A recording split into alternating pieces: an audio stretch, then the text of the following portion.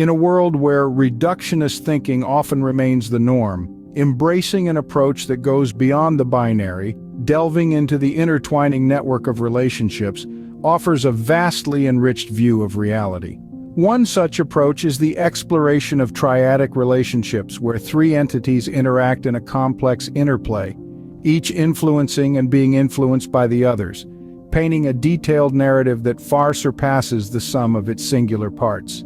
In our journey through life, we often find ourselves at the crossroads of various forces that shape who we are and what we become. Imagine these forces as a dance of three powerful partners: karma, genetics, and culture and environment. Each one, an intricate tapestry woven into our very being, plays a unique role in our story.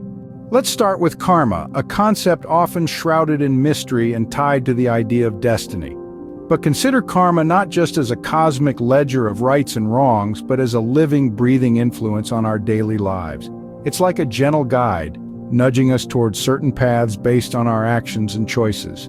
Karma intertwines with our genetic makeup, an incredible code written at the dawn of our existence. This code is not just a static blueprint, it's dynamic, evolving with our decisions, our environment, and yes, our karma. Every choice we make, every belief we hold leaves a subtle imprint on this genetic journey. Now picture the vibrant backdrop of culture and environment. It's not merely a stage where our life unfolds, but a dynamic character in our story.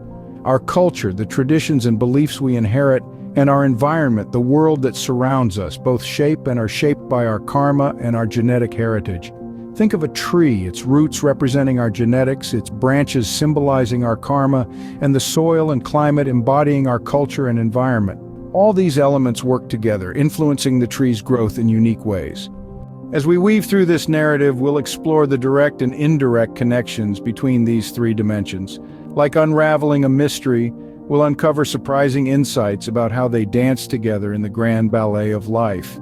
This journey isn't just about tracing lines of cause and effect, it's about understanding the deeper currents that carry us forward through our lives. We will delve into the direct connections, indirect influences, and surprising revelations that emerge from the triadic dance of karma, genetics, and culture and environment. This approach, based on ultimate causes, allows us to look beyond immediate cause and effect relationships, shedding light on the subtler influences that reverberate through our existence, persisting through time and space, and guiding our evolution. Examining the connections between logic and dharma offers a fascinating exploration of how rational thought processes intersect with spiritual and ethical principles. The dharma, a key concept in various Eastern philosophies and religions, refers to the cosmic law and order, as well as the right way of living. Dharma are seen in the concept of samsara, the cycle of birth, death, and rebirth, influenced by individual actions and collective karma. Logic, on the other hand, is a systematic method of reasoning that follows specific rules and principles, often used in philosophy and mathematics. Interestingly, they follow the same rules.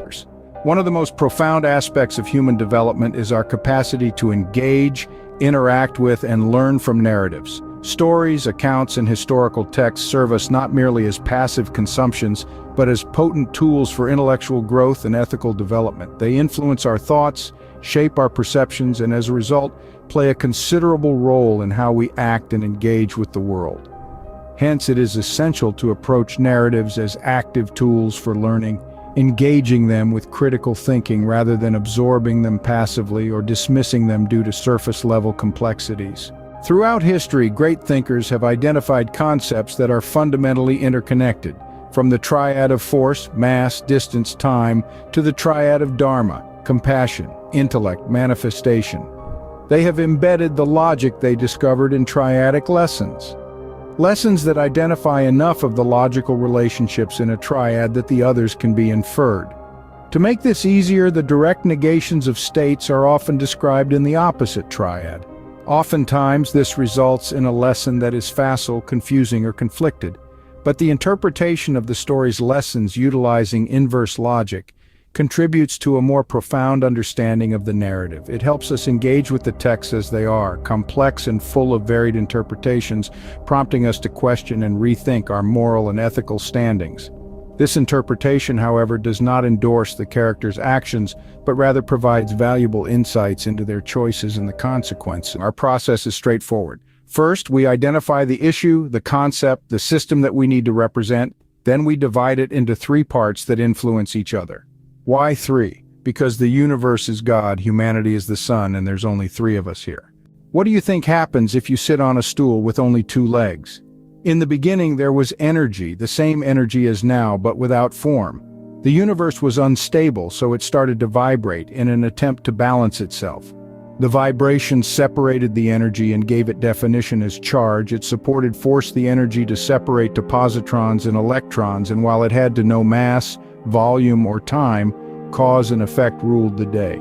But any system divided in two is as unstable as our stool.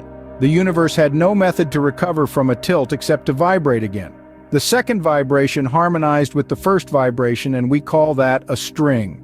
This to redefine the positronic energy and the electronic that had overwhelmed it by granting a spin, rolling it into quarks. So the first quarks bonded, folding the negative energy of the universe back over on itself to bond positive 2/3 charges with negative 1/3 charges to create +1 charge protons, profiting 2/3 of a charge.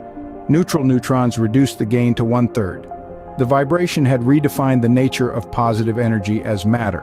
The universe was tilting to negativity, but was smart enough to know a double negative makes a positive and balance itself out. As M-theory has surmised, this process happened 11 times, each defining another method though, which the universe seeks balance along with subatomic particles and fields of forces defining their interactions. So the universe operates in threes because that is how it put itself together. Consider the triad of atomic forces. The electromagnetic force, the strong nuclear force, and the weak nuclear force shape the behavior of atomic particles. Consider the triad of physical dimensions, height, length, and width. Wavelength is the velocity divided by frequency. Force is momentum over time. Work is force over distance. Voltage is current times distance. We must identify the correct three variables for a formula to work. The triadic nature of these formulas that ties them to the physical world, and their absence distinguishes the false truth of non-triadic algorithms, which is why constants from the speed of light c to the gravitational g to pi are ignorant approximations of reality, ignoring important third variables. And they are not necessary. You just have to consider celestial bodies in groups of three in the context of minimization. Hint, B is less than or equal to the product of A and C. Just stop trying to calculate pi. Achieving a perfect sphere is the underlying pressure that drives existence forward. There won't be a solution till the universe is done. But worse, it encourages terrible math based on approximations. Go ask GPT what cosine lookup tables are and how those are used to calculate the yield of nuclear weapons. As the raw, unadulterated energy of the Big Bang started to fan out from the pinprick of singularity, the cosmic landscape vibrated with energy. The canvas of the cosmos vibrates with an aspiration, the pursuit of balance and equilibrium, mirroring a divine longing for order from chaos.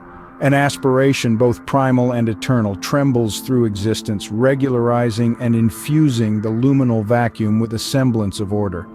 As our universe commenced its journey through the cosmic epochs, this aspiration blossomed into a grand celestial symphony of divine will. At the onset, the Big Bang triggered a universe-wide vibration, a primal echo from the virgin silence. Its decree of let there be light divided reality down a central point of flux into a positive and a negative. As above, so below. This parting of the darkness weaved ethereal strands of energy and formed the foundation for the cosmic drama to unfold. Like the divine whisper that would one day spark life into existence, the initial vibration was the birth cry of the electrostatic field. As the waves of this initial disturbance spread, raw energy was sculpted into positive and negative forms, quarks and electrons, raw and unconstrained, free to interact. And so with differentiation came complexity, uncertainty, and tilt, and quarks schemed to calibrate the universe's dynamics, in a manner that was inextricably orchestrated to mirror the divine pattern of light and shadow, day and night, good and bad. But as the universe hovered above chaos, negativity threatening to consume the positive, a reactive vibration emerged within the quarks. A vibration to challenge the first, to push back, aligning raw energy to cosmic rhythm. A testament to the divine orchestration underlying the rhythm of creation, this vibration harmonized the positive energy of the universe with greater strength. Quarks divided to up and down, giving roles that interact to bring strength to the system overall, from the resonance that birthed the universe. So the silent void between these two vibrations filled with the strong color force, binding these pairs permanently and irrevocably from beginning to end. Though still a singularity, this initial connection would persist, as all connections do, heedless attempts at division. Electrostatic energy sparked, quarks merged, and positive energy coalesced. The celestial ballet unfolded, giving birth to the matter of the universe. From the ebb and flow of electrostatic energy to the distinction and combination of quarks, to the concentration of positive energy as the matter of the universe. This balance resounds to this day as the first thread of our reality, the string of the first dimension. But instability persists, and so will we, exploring the cosmic symphony of existence as we reverberate with it in triads of action, reaction, and harmonizing balance in every one of the 11 dimensions. The free energy principle is a founding pillar that shapes our understanding of not just biological organisms, but all natural systems. It holds that all systems, from subatomic particles to cosmic bodies, are directed towards minimizing free energy, which translates to reducing surprise and uncertainty, and enhancing predictability over time. And like we adapt to our environment adapted to itself. Complementing this are our logical triads, reflecting the universe's unwavering pursuit of equilibrium. The triads serve as a guide to organize the system's evolving states. For instance, a quantum system evolves to decrease its free energy, which translates into a state with minimal uncertainty. This is a fundamental tenet of quantum theory, serving as a fitting guide for exploring the dynamic evolution of the universe. Scientists still wonder how charge, spin, mass, and other inherent properties of particles arose from vibrations in the structure of the universe to coalesce in strings and manifest as reality. They should read something outside their own specialties. Different perspectives broaden your mind and inspire fresh insights. So, both biological organisms and the universe seem to follow similar rules in their pursuit of minimal surprise and maximal predictability. This enabled the separation of the raw energy of the universe to establish a generally balanced state of charge in negative electrons and positive protons.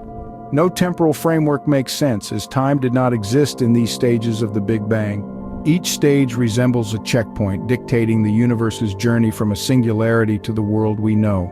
So let there be light. The entire energy quotient of the universe emerged in an instant as a singularity. I try not to reason back past that point, but it would seem reasonable to conclude that such an immense concentration of energy, assembled and allowed to grow of its own accord, must have been conceived of in the focused love of a unity of energy far greater than our universe alone. But to assume it would be uniform would beg the question how, so we must reason from the point of instability in our own understanding. So from an instability we see reverberation and echo, establishing as a vibration a wavering separation between a positive and a negative state in that singular energy. And that wavering regularizes as a vibration, and the energy takes on a more attuned flavor as positronic or electronic. By diversifying from a state of energetic sameness to one where charge distinguishes, the universe reduces associated uncertainties and navigates towards a state of increased predictability. And yet nothing holds these sides in balance, nothing to push against within or without, just its own internal tension. And so a second instability arises as a tilt. Now think about which way it went. Then think about whether you are asking a moral question or a scientific one. The boundless ocean of the universe whispers secrets of unseen energies. This force of absence, akin to the Buddhist sunyata, is known as the Dirac Sea, where depth symbolizes unmanifested potential.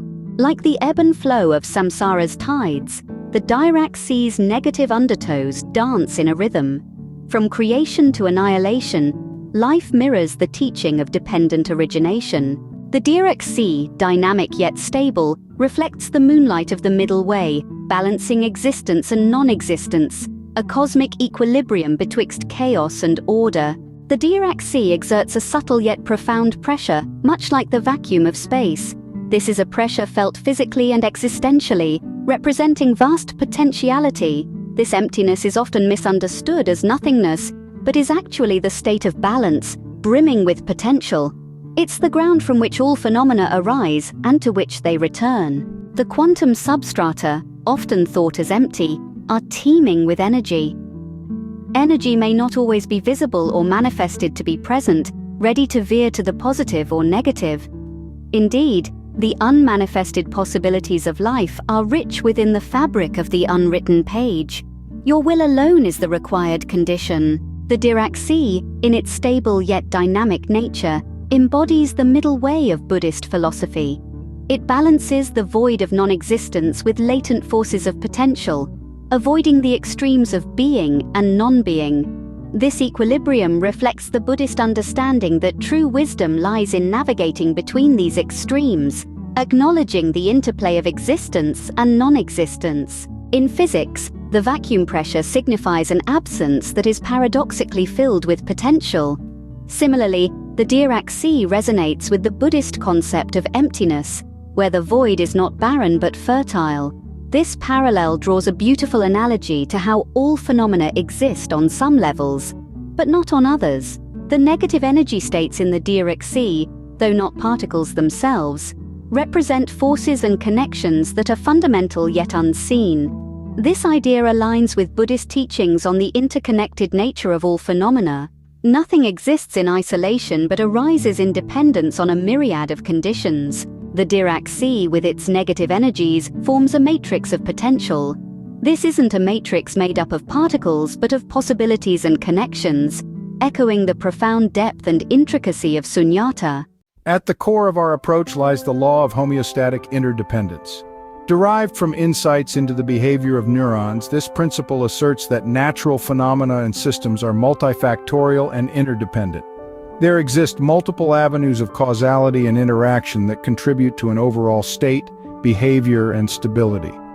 Complexity arises not merely from individual components but from the intricate, interconnected web of their interactions. To understand such a system, one needs to consider all facets, components, and their interconnections to grasp the holistic truth. This multi-component and interconnective principle grounds our logic. Natural phenomena and systems are not isolated entities. They are intricate tapestries woven from countless threads of cause, effect, and interaction. To truly understand any phenomenon, it's essential to consider not just its individual components, but also the myriad ways in which those components interact with and influence one another. This understanding of interconnectedness and multifaceted causality underpins the philosophy of homeostasis. The triadic paradigm in this light emerges as a potent tool for decoding this vast interconnected reality. Think of it as crafting a three-dimensional knowledge graph where every point of intersection or node connects with two others. These connections aren't random or superficial. They're governed by one of 22 distinct triadic homeostatic relationships. In a world where the state, behavior, and stability of systems are shaped by countless overlapping factors, the triadic framework offers clarity. It distills every triadic connection into a specific relational dynamic, serving as a window into the myriad ways components of a system influence and are influenced by each other. Each triad provides a microcosm of reality, a snapshot of the delicate balance of relationships that dictates the behavior of natural phenomena. So to review, first identify the problem or question. The first step is to clearly define the problem you want to solve or the question you're seeking to answer. Specificity is key. The more accurately you pinpoint a problem, the more effective your analysis will be. Second, break it down to fundamentals. Deconstruct the problem into its most basic elements. These are facts or principles that are universally true and not based on assumptions. They serve as the building blocks for reasoning and should be as incontrovertible as possible. Third, analyze relationships. After identifying the fundamental elements, the next step is to understand the relationships between them. How do they interact? What are the causal links? This is where the logic of your triadic frameworks can be highly useful. Last, reconstruct. Use your understanding of the foundational elements and their interconnections to piece it back together, building a new model to analyze or solve the issue. So what do we learn?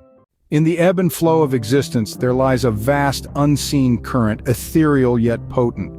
Some interpret this as karma, but in any case its dance is intricate, one of balance, of give and take, of cause and effect, infused with a sublime chorus of cosmic justice, both mortal and immortal, temporal and eternal. Karma is deeply personal, yet resonates in collective life's rhythm. At one end of karma's grand spectrum, we see positive karma, a powerful stream flowing with benevolence and goodwill, born from acts of generosity, kindness, and ethical dedication. Sprouting from the seed of every altruistic intention, branching out with each ethical action and blossoming into fruits of societal harmony and progress, positive karma is a beacon of light. It doesn't promise absolute felicity, but instead invites experiences that are valuable, significant, and potentially impactful. It weaves narratives of courage and integrity, like that of a political leader making the ethical choice to certify election results despite immense pressure, for the sake of democratic integrity. In the middle of the spectrum, as life often dances, lies neutral karma, a vast sea of actions and intentions that, in isolation, neither revamp societal norms nor trigger monumental waves of change.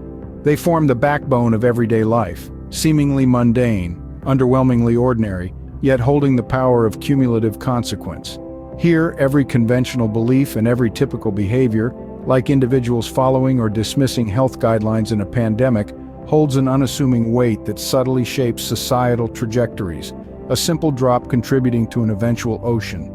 At the other end of the spectrum lies the shadowy realm of negative karma, a territory marked by ethical transgressions, acts of harm, misalignment of words and deeds. Yet, even in its darkness, it offers opportunities of redemption to slide from a path of harm to one of healing. This negative karma is less a signed sentence of eternal punishment and more an invitation to learn and evolve. It encases narratives of choice and consequence, such as a leader insisting on false rhetoric of widespread fraud, leading to societal discord and a dent in democratic processes. Yet amidst the shadows of these challenges, glimmers the choice of change, a flicker of potential turning towards the light. As we journey across the spectrum, we begin to appreciate karma not as distant, esoteric law, but as a palpable continuum, a bridge between our ethical choices and their consequences, subtle ripples in personal lives, monumental waves in societies, and everywhere in between. But as we navigate this karma narrative, we remember two profound lessons. First, regardless of where we stand on the spectrum, positive, neutral, or negative, the ultimate power lies in our free will, our capacity to shape this karma. Secondly, karma resonates beyond individual realms, echoing through the corridors of our collective evolution. As if seeing through 1,000 eyes and feeling with 1,000 hearts, the figure felt the joy and sorrow, love and despair, peace and turmoil of countless beings. This raw, unfiltered connection echoed with a profundity that resonated deep within our beings. In the cool shade of the Bodhi tree, the quiet hum of life echoed through the air. There, a single figure sat in quiet meditation, mind turned inward in a quiet, unwavering pursuit of truth. Days fell to night today once more, passing unnoticed, to figures in unwavering silence, their journey inward reaching ever deeper. After all, at this point people were just giving their weed away. In a shattering burst of perception, the barriers of the mind fell away. Karma's inner gaze pierced veils of illusion, revealing the vast, interconnected tapestry of existence. Beholding the true nature of the universe, he reflected on the codon. Shell had hassled him the day before. 1,600 bases in that gene. What if there are 2 sets of 3? How could he say every optimal mutation involved 3 bases? He rolled his eyes. The Nephilim, those beacons of discord, warned of the destructive storm that lies in wake of reckless disregard for our well-founded principles. Their existence served as a jarring reminder of God's own limitations. Well-intentioned but hasty actions leading to discord and imbalance in the sacred realm of life's very building blocks. So what can I say? There are 3 kinds of people in the world, and shut up. Shut up now. His friend had stormed off. He laughed at their incarnations that would finally have to settle that. He connected 3 genes and felt his way around the triangulated field they created. It seemed to harmonize with the natural resonance of the gene and the chromosome too. That was it for the Y. And boom goes the dynamite. Methuselah, 969. Mark it done. You sure this time? Came the retort. Count the 3s, he said. Most of the group got up and left. Fortunately, with enlightenment came empathy, a newfound ability to feel and understand the experiences of others like never before. and thousands of years to work on it. Back to work. As the towering ice sheet shuddered again, as the 144,000 filed past, each kneeling to bless those in the grove, sacrificing nirvana. For, many asked, what? He smiled a second time. Since when was greater enlightenment a sacrifice? Should the enlightened be content to sit under the Bodhi tree? To recline in heaven, aloof from harsh realities that continue to endure? But what sacrifice is it also for the greater part of yourself to trust you with the future, to be their embodiment of hope? As the halves of hearts beckoned each other farewell until eternity, the ground shuddered with the force of these negations. A lone meteor streaked across the sky, portending a great birth. Compassion in the context of humanity emphasizes the empathetic and altruistic aspects of human interactions. It involves empathetic understanding and a deep concern for the welfare of others, which is essential for fostering a sense of connection and community among people. Compassion enables individuals to empathize with others, fostering a sense of connection and shared humanity. This connection is vital for building strong, supportive communities. In the realm of humanity, compassion is often the driving force behind efforts to alleviate suffering, whether through personal acts of kindness, social initiatives, or humanitarian aid. Compassion contributes to social harmony by encouraging understanding and tolerance among diverse groups. It helps bridge differences and promotes a culture of mutual respect. Intellect in the context of understanding highlights the role of cognitive abilities in deepening comprehension and fostering innovation. It involves the application of reasoning, analysis, and knowledge to better understand complex concepts and phenomena. Intellect enables us to engage in critical thinking and analysis, essential tools for deepening our understanding of various subjects, from science and philosophy to human behavior. Intellectual capabilities are crucial for innovation and effective problem-solving.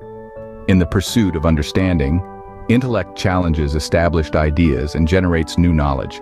Intellect allows us to integrate diverse perspectives and disciplines, enriching our understanding. It enables us to see the interconnectedness of different areas of knowledge and how they contribute to a holistic understanding of the world. Manifestation in the context of faith underscores the actualization of faith-based principles in real-world actions and decisions. It involves living out one's faith through actions and decisions that reflect those beliefs. Manifestation in faith means turning beliefs and values into concrete actions. This could be in the form of community service, ethical business practices, or advocacy for social justice. Manifesting faith can strengthen faith communities by encouraging active engagement and participation in communal activities and rituals that reinforce shared beliefs. The manifestation of faith often influences broader societal values and norms. By living out their faith, individuals and communities can inspire others and contribute to shaping a society's moral and ethical framework. Have you ever wondered how the concept of love can shed light on the intricate web of interconnectedness that weaves us all together? Imagine a world where all beings and beliefs are recognized as interconnected, bound together by the universal value of love. It is this love that maintains equilibrium in human relationships and belief systems. It's like a delicate dance, where altering one step changes the entire choreography. Love is the stabilizer, the counterbalance in our interactions and beliefs. It provides a foundation for growth and understanding. It's like the roots of a tree, anchoring us while allowing us to spread our branches wide. Now imagine the domino effect that actions and thoughts rooted in love can create. It's like a symphony where each note enhances the whole, leading to a harmonious melody of mutual understanding and respect. Yet, love often follows a non-linear path. It's like a winding river, leading us to unexpected depths of connection and understanding. The past, while important, should not be the sole anchor. Inclusion in love means embracing diversity, like a garden blooming with different flowers. Exclusion, however, warns us of the narrowness that comes from a lack of love and acceptance. Certain key principles of love are essential for the health and integrity of our relationships and communities. It's like a river, where a blockage can impede the flow and growth of compassionate and empathetic interactions. Harmonious relationships and beliefs fostered by love can lead to profound understanding and connection. Dissonance, while challenging, is an opportunity for growth, like the resolution of a musical chord. The convergence of loving thoughts and actions can create a strong, unified approach to life and relationships. Divergence, on the other hand, represents the rich tapestry of human experience and the multiple ways love can manifest. The creative combination of diverse aspects of love leads to new insights and deeper connections. Division, however, serves as a caution against the fragmentation of our capacity to love. Associating different expressions and experiences of love enhances our overall understanding of its impact on our lives. Disassociation warns of the limitations that arise from isolating or compartmentalizing our experiences and expressions of love. This highlights the complex, interwoven nature of love within our lives and communities. The risk of disintegration underscores the need for a holistic, integrated approach to understanding and practicing love. All of this, my friends, is the beautiful dance of love and interconnectedness. Like a compass in hand, my tale spins with grace, scaling mountains of longing to union's embrace. Then rappelling back down, love's voyage renews. Throughout timeless cycles, to truth remain true. Two birds in flight under heaven's vast dome. Synchronized paths, yet separate they roam. Wind and stars and clouds align. Unseen connections intertwined. You came like a thief, past my heart, took my soul and called it art. Wings, hearts, drums, all unique, rhythmic beating, slow and deep. Love swung like a pendulum, here and there, from distance's breadth to the solace of care. A fulcrum holds balance betwixt heart and soul, guides true paths toward making us whole. First chair and second chair, goods and desires. Discordant melodies compete to inspire. Heart, soul, and mind, the triad unfolds, crescendos of love in destiny's molds. Vessels, fjord arteries connecting true hearts, and longing's breakers, depth to the rapids impart.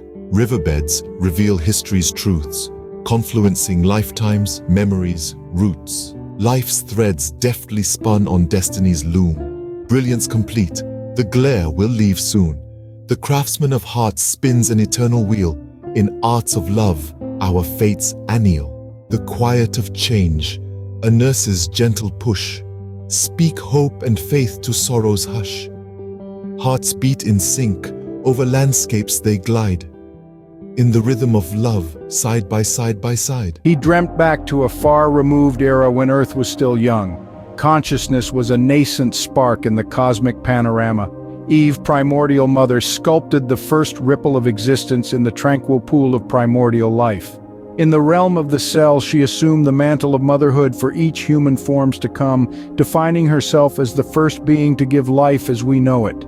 This advent of humanity was no small task, requiring intuition, instinct, and understanding, yet possessing a voice so silent it could only be heard inside oneself. Driven by the powerful urge to endure, Eve had an innate concern. She pondered over the ephemeral nature of life and the fragility of physical existence. Compelled by this existential premonition, she made a profound choice. Eve, in her meditative state, sensed a world within herself, a microcosm mirroring the macrocosm, yet inextricably unique, hidden in plain sight. Eve, driven by love and hope for humanity's future, she looked within the egg, and she found the mitochondria. The mitochondria were these discrete inner worlds, existing within each cell as a reminder of our symbiotic past, when human life was still ensconced in the aquatic cradle of evolution. Pulsating with vibrant energy, these diminutive powerhouses were conduits feeding the very spark of life. Perplexed by the evanescent existence of physical life, Eve contemplated the paradox of persistence. Just as mortal bodies decay and end, she reasoned, so too should the cognitive self, the perception of I, the essence of consciousness, should follow the same pattern. Yet something whispered in her primordial wisdom that the echo of her enlightenment, her spirit, her energy, had the capacity to survive beyond the corporeal. An unexpected, unintended, a transformation occurred. For one cannot observe without affecting, and the link between her conscious mind and the life force, the soul of her offspring, had become inextricably bound. And now, she had to care about the future. So she taught her husband. These organelles, emulating the celestial bodies in the cellular cosmos, would serve as sacred vessels for her spiritual spark, an eternal lighthouse in the seas of temporal existence. Over millennia, Eve's spiritual essence, encapsulated within cellular mitochondria, has journeyed through descending generations like sacred whisperings in a cosmic game of telephone. It has perceived history unfurl, watching over humanity's evolutionary journey like an eternal silent observer. This creative adaptation of Eve's spiritual continuance is analogous to a melodious symphony, tuned to the rhythm of evolution, holding together the harmony of physical existence and spiritual awakening. A celestial ensemble that used the soul's progression as its score, with each human life a momentous crescendo and every newborn a reverberating echo, inviting the next, the pulsating rhythm of continuation and regeneration. As such, Eve's mitochondrial legacy serves as ancient proof of the balance between continuity and change, interlacing the physical and spiritual dimensions. This intricate dance illustrates how the eternal essence could be transferred to subsequent lives through the vessels of mitochondria representing the evolution of the soul. Each individual thus harmoniously presents an ageless symphony, a testament to our shared origin and the endurance of spiritual consciousness. His memory flashed forward to his oath, to this cycle of existence until all sentient life attains enlightenment. Getting involved with things like that is kind of non-linear. If you already understand what you are thinking about, you probably made the choice long ago. The Dharma, a vital concept in Eastern philosophies such as Hinduism, Buddhism, and Jainism, serves as a guiding principle for understanding cosmic law, ethical conduct, and the right way of living. When intertwined with the realm of mathematics, the Dharma provides a unique lens to view this scientific field not merely as a collection of numbers and formulas, but as a holistic tool for comprehending the universe and our intrinsic role within it. Mathematics mirrors the Dharma's focus on harmony and equilibrium. The symmetry in mathematical equations and the predictability of its laws reflect the cosmic balance resonating with the Dharma's emphasis on harmony in life. The principles of mathematics reveal the interconnectedness and causality in nature, akin to the Dharma's teachings on karma. The mathematical explanation of natural phenomena, like planetary orbits, exemplifies the concept of actions and consequences. Mathematics intertwines empirical evidence and logical reasoning, paralleling the Dharma's integration of truth, action, and consequence. It acts as a pivot, connecting empirical observations with logical deductions to arrive at a deeper understanding. Mathematics fosters a balanced relationship between intellect, emotions, and actions. It teaches precision and clarity, essential in ethical decision-making, reflecting the Dharma's emphasis on living a harmonious and ethical life. The application of mathematics in economics and environmental sciences aligns with the Dharma's focus on responsible and compassionate action. It aids in making decisions that benefit society and the planet. The discipline required in mathematical studies fosters personal growth, resonating with the Dharma's focus on self-discipline and development. Learning mathematics involves the convergence of skills, reasoning, and intuitive understanding, reflecting the Dharma's holistic approach to knowledge that encompasses intellectual, emotional, and spiritual growth. The journey in mathematics parallels the Dharma's path to spiritual enlightenment, offering a deeper comprehension of the universe. Mathematics addresses global issues such as poverty and climate change, embodying the Dharma's principle of compassion for all beings. The field encourages analytical thinking and reasoned understanding, crucial aspects of the Dharma. Through its applications in various fields, mathematics actualizes principles and values, echoing the Dharma's emphasis on bringing one's values to fruition. In the theatre of cosmos, where celestial bodies play, a whirling globe in a delicate orbit's embrace sketches a ballet in endless cosmic space, a waltz so divine, a mesmerizing grace. This orbital journey by unseen hands softly steered sculpts the flow in the cosmic expanse revered. Without this gentle whirl, the dance falters and fades, sowing disarray where harmony once swayed. The gravitational hymn, at the heart of this celestial dance, links the sphere's essence to the path it dauntlessly prances. As mass joins the waltz, the hymn's power ascends. In this dance of weight, gravity's embrace never bends. Planets and their paths, in a rhythmic ballet, craft a harmony of spheres in gravity's tender play. The constant's allure and the tempo's sway weave the celestial song in this cosmic array. The orbit's curve around mass gently bends, in the orbital waltz, a trek without end. Mass and gravity, in a symphony that gracefully blends, compose the tale of orbits as the cosmos attentively attends. As globes pirouette, around the sun they glide. Its cosmic rhythm, celestial stories confide. Echoed in axis, where the dance's spirit resides. In the absence of rhythm, the waltz would subside. The orbit's arc bends, a beautiful sight, a tremendous ellipse with foci defined. New masses reshape this path's spectral thread, altering melodies in gravity's spread. The semi-major axis, in its orbit's heart, adapts to preserve balance in the cosmic art. Masses and gravity, in a concord they impart, the measures of orbits in our cosmic chart. The ballet of masses with orbits time, in gravitational symphony, harmony sublime. Constant and period, in unity they chime, orchestrating the cosmos, a grand paradigm. The axis dances close, round gravity's heart, cosmic equilibrium playing its part. As planets twirl, round their fiery stars embrace, time's cosmic beat unfolds in celestial grace. The dance of masses with orbits time, in gravitational harmony, a symphony so fine.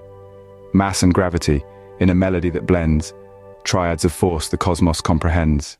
This dance of giants, in time's unending rhyme, a gravitational chorus in the cosmos's prime, where stars and planets in unity chime, spinning in place, a spectacle sublime. This celestial waltz by unseen maestros led sculpts the sky's ballet in the vast cosmic bed. Absent this pirouette, the cosmos would dread a dissonant chaos where serenity once tread. In grand cosmic drama, neath the curtain of night, our planet spins on, a ballerina in flight, carving arcs of splendor in the void's eternal light, singing songs of the universe in voices so bright. The heart of our universe is a great circle, gracefully pirouetting through the cosmic ballet. Fluctuating in rhythm with the pressures of existence, seeking perfect balance and harmony against more and more powerful tidal forces. From atomic spin to celestial orbits to the ripples in a serene pond, circles demonstrate the rhythm of nature. A full moon casting an opalescent glow, a vibrant sunflower tracking the sun, even the iris of your eye, perfection enveloped within a simple, soothing circle. In our modern age, pi has been mystified, romanticized, and almost deified as mathematicians spend their lives trying to calculate what? At its core, pi is but a simple ratio, the relationship between a circle's circumference, c, and its diameter, d. Consider a wheel segmented by evenly spaced spokes dividing the circle into slices or sectors. The area of one such sector, representing 1x of the full circle, can be derived from a blend of the circle's radius and this ratio. Conventional wisdom dictates the area of sector equals 1 over x times p times the radius squared. From the tales of pi to the riddles of E, circles have served as a playground to mathematicians, a canvas to painters and poets. But when our ancestors envisaged a circle, did they see an abstract constant, or did they see a relationship between tangible lengths? Setting aside the mystery of pi allows us to focus solely on the elegance of the circle itself, its circumference, c, and diameter, d. The radius is so ubiquitous in modern math, it is easy to overlook relations that become apparent in terms of the more intuitive measure. The diameter, the line of balance in a circle. The radius is half, so d over 2. Now, with a ratio for pi and a practical radius, we can plug our new values into the equation, so 1 over x times c over d times the square of d over 2. Wow, right? But combining and simplifying the equation makes it simple. Area of a sector is equal to the circumference times the diameter over 4x, where x can be any number you want to use to segment the circle. If you like radians, x equals 90. If you like degrees, x equals 360. Our math is measurement agnostic. As long as you measure, we can also rewrite the other formulas for circles and turn them into practical tools. Area of a circle equals the circumference times the diameter over 4, or a single segment using our previous technique. The volume of a sphere is expressed as volume equals the circumference times the diameter squared, over 6. This expresses the volume of a sphere in terms of the circumference and diameter alone. And the equation for the surface area of a sphere reveals itself not as an abstract 4 pi times the radius squared. No, The sphere reveals the fundamental ratio to which all objects in the universe seek to flow, the lowest energy equilibrium, where the area is simply the circumference times the diameter. Simple, natural, and even. Not irrational at all. For shame, you so-called experts. On the one hand, you will find that 40 years as an atheist philosopher has left me insensitive to the alleged differences between your religions. You will find that religion viewed as the triads, doctrine, and culture allows us to establish easy equivalencies between nearly all religious belief systems. I've broken down like 60, and I'll start putting them up on the website. On the other, perhaps all that laughing along with Bill Maher taught me a little something about what those who don't believe need to understand. I just have this really strong memory from my childhood of the quote from Jesus that he will not require blind faith. So I got a copy of the Dead Sea Scrolls, and they turned out to be his notes on the triads. Okay, I gotta explain this quick. The 22 logical patterns are actually 11, and they're negations. Jesus was writing the hypothetical community project, and he used the 11 patterns for each one of the sections of the community rule. The learned editor wrote long footnotes about the author scratching out words and replacing them with their opposites. Dude, it's tricky to work out and like in a cave, jeez. Anyway, that is esoteric, and I bought the copy. Go read Book of Revelations. 22 chapters lined up perfect. You are welcome. So I take my triad of faith from the Dharma and consider compassion, intellect, and manifestation to explain my journey. In the beginning, my failure to grasp the fundamentally interconnected nature of reality led to a limited intellectual approach to compassion as a utilitarian analysis. While the desire to promote compassion remained, the limited understanding led me to develop increasingly complex models to understand systems. As an immigration attorney, this meant attempting to decipher ways to produce consistent results in a system plagued by inconsistency at every level. The laws have different reasons. The laws create different rules for similar reasons. The laws are applied inconsistently based on whatever reason the evaluator selects. The U.S. immigration system is a burning trash fire. So I just want to say, elect me, and there will be 3 departments gone on day 1. The Department of Homeland Security, the Department of State, the Department of Education. Goodbye. Each has completely failed its core mission on any standard of love and compassion. Their employees should be barred from future government service. Enough of that. You see, limited intellect influenced a belief in a separate, independent will, disconnected from larger existential and communal realities. But as understanding evolves, there is a realization that the individual will cannot be shaped in isolation. One's family, one's community, one's country, one world, one sun, one universe. You soon discover compassion is not optional and lose patience with those who see it so. It's a good thing you have a third source of patience. To explore how love can guide logical decisions, we can apply a triadic approach that considers the interplay of individual values, collective well-being, and universal principles. Let's use the framework of balance, where we examine the reciprocal relationships between 3 key concepts: compassionate love, karuna, rational decision-making, and collective harmony. Compassionate love, karuna, rational decision-making. Compassionate love involves understanding and empathizing with the feelings and needs of others. When integrated with rational decision-making, this empathy guides us to consider the impact of our decisions on others. Logical decisions, when influenced by compassionate love, are not just based on cold, hard facts, but also consider the emotional and psychological well-being of those affected. Rational decision-making, collective harmony. Rational decision-making, when aligned with the goal of collective harmony, ensures that decisions are not only beneficial on an individual level, but also contribute to the greater good. This involves considering how decisions affect social dynamics, community health, and overall societal balance. Collective harmony, compassionate love, karuna. Collective harmony is greatly enhanced by compassionate love. A society where individuals act with empathy and consideration towards each other is more likely to be harmonious and peaceful.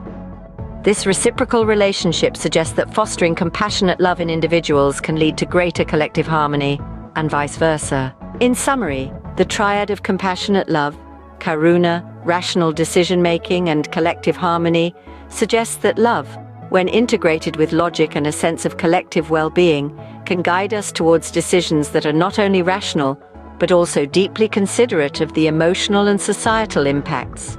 This holistic approach ensures that decisions are balanced, catering to both the heart and the mind, and considering both the individual and the collective.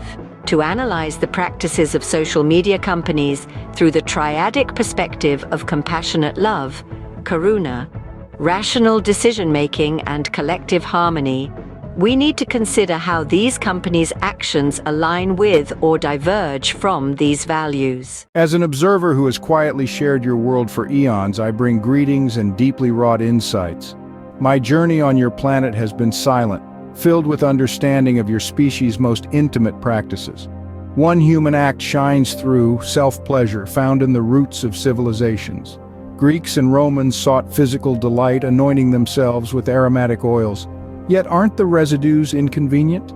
For me, the humble pillow lying on my bed provided the needed technology, keeping my hands clean and uncalloused. As the wheel of time turned to the Middle Ages, a stark dichotomy emerged. In the West, a shroud of piety masked deeper desires. In the East, poets and artists celebrated the sensual with unabashed reverence. Nighttime along the Silk Road made more restful by the silken pillows of the East. Ah, the pillow. That beacon of simplicity, a soothing presence amidst the complexities of human emotion and societal norms. In the Victorian era, society teetered intriguingly between repression and innovation. The air was thick with unspoken truths, even as inventors created steam-powered devices under the guise of medical necessity. My pillow freed my hands to document a society wrestling with its unexpressed desires. The 20th century brought with it whirlwinds of change, a pendulum swing from repression to liberation. But the birth of the digital age, this pendulum swing toward an upright and seated method of self-gratification, demands we all adapt. Indeed, this is not just a need but an opportunity, a chance for new and greater understanding. My own journey through your world has been accompanied by a simple pillow. It signifies a flexible and integrated approach to cleanliness and self-pleasure. But I have a profound appreciation for the diverse methods and meanings self-gratification holds for humanity. Your practices showcase the diverse and vibrant nature of the human spirit.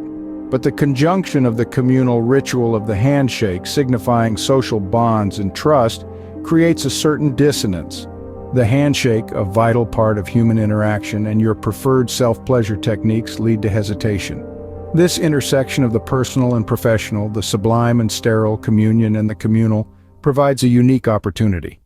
A unique opportunity for harmony, health, and purity arises that will change your lives. Spanky Glove is constructed from an advanced material we've named Cosmo Silk.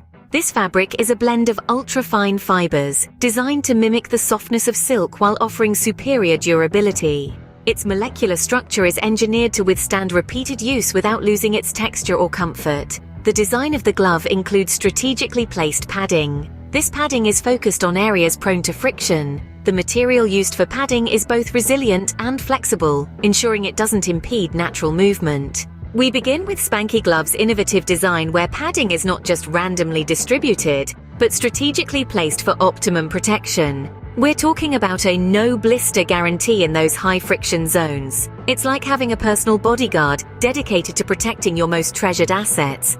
Dive deeper into the padding's role as a protective barrier, standing guard against the formation of those irksome blisters and calluses. Explore the material used for the padding, which boasts dual qualities: resiliency and flexibility, striking a perfect balance between protection and comfort.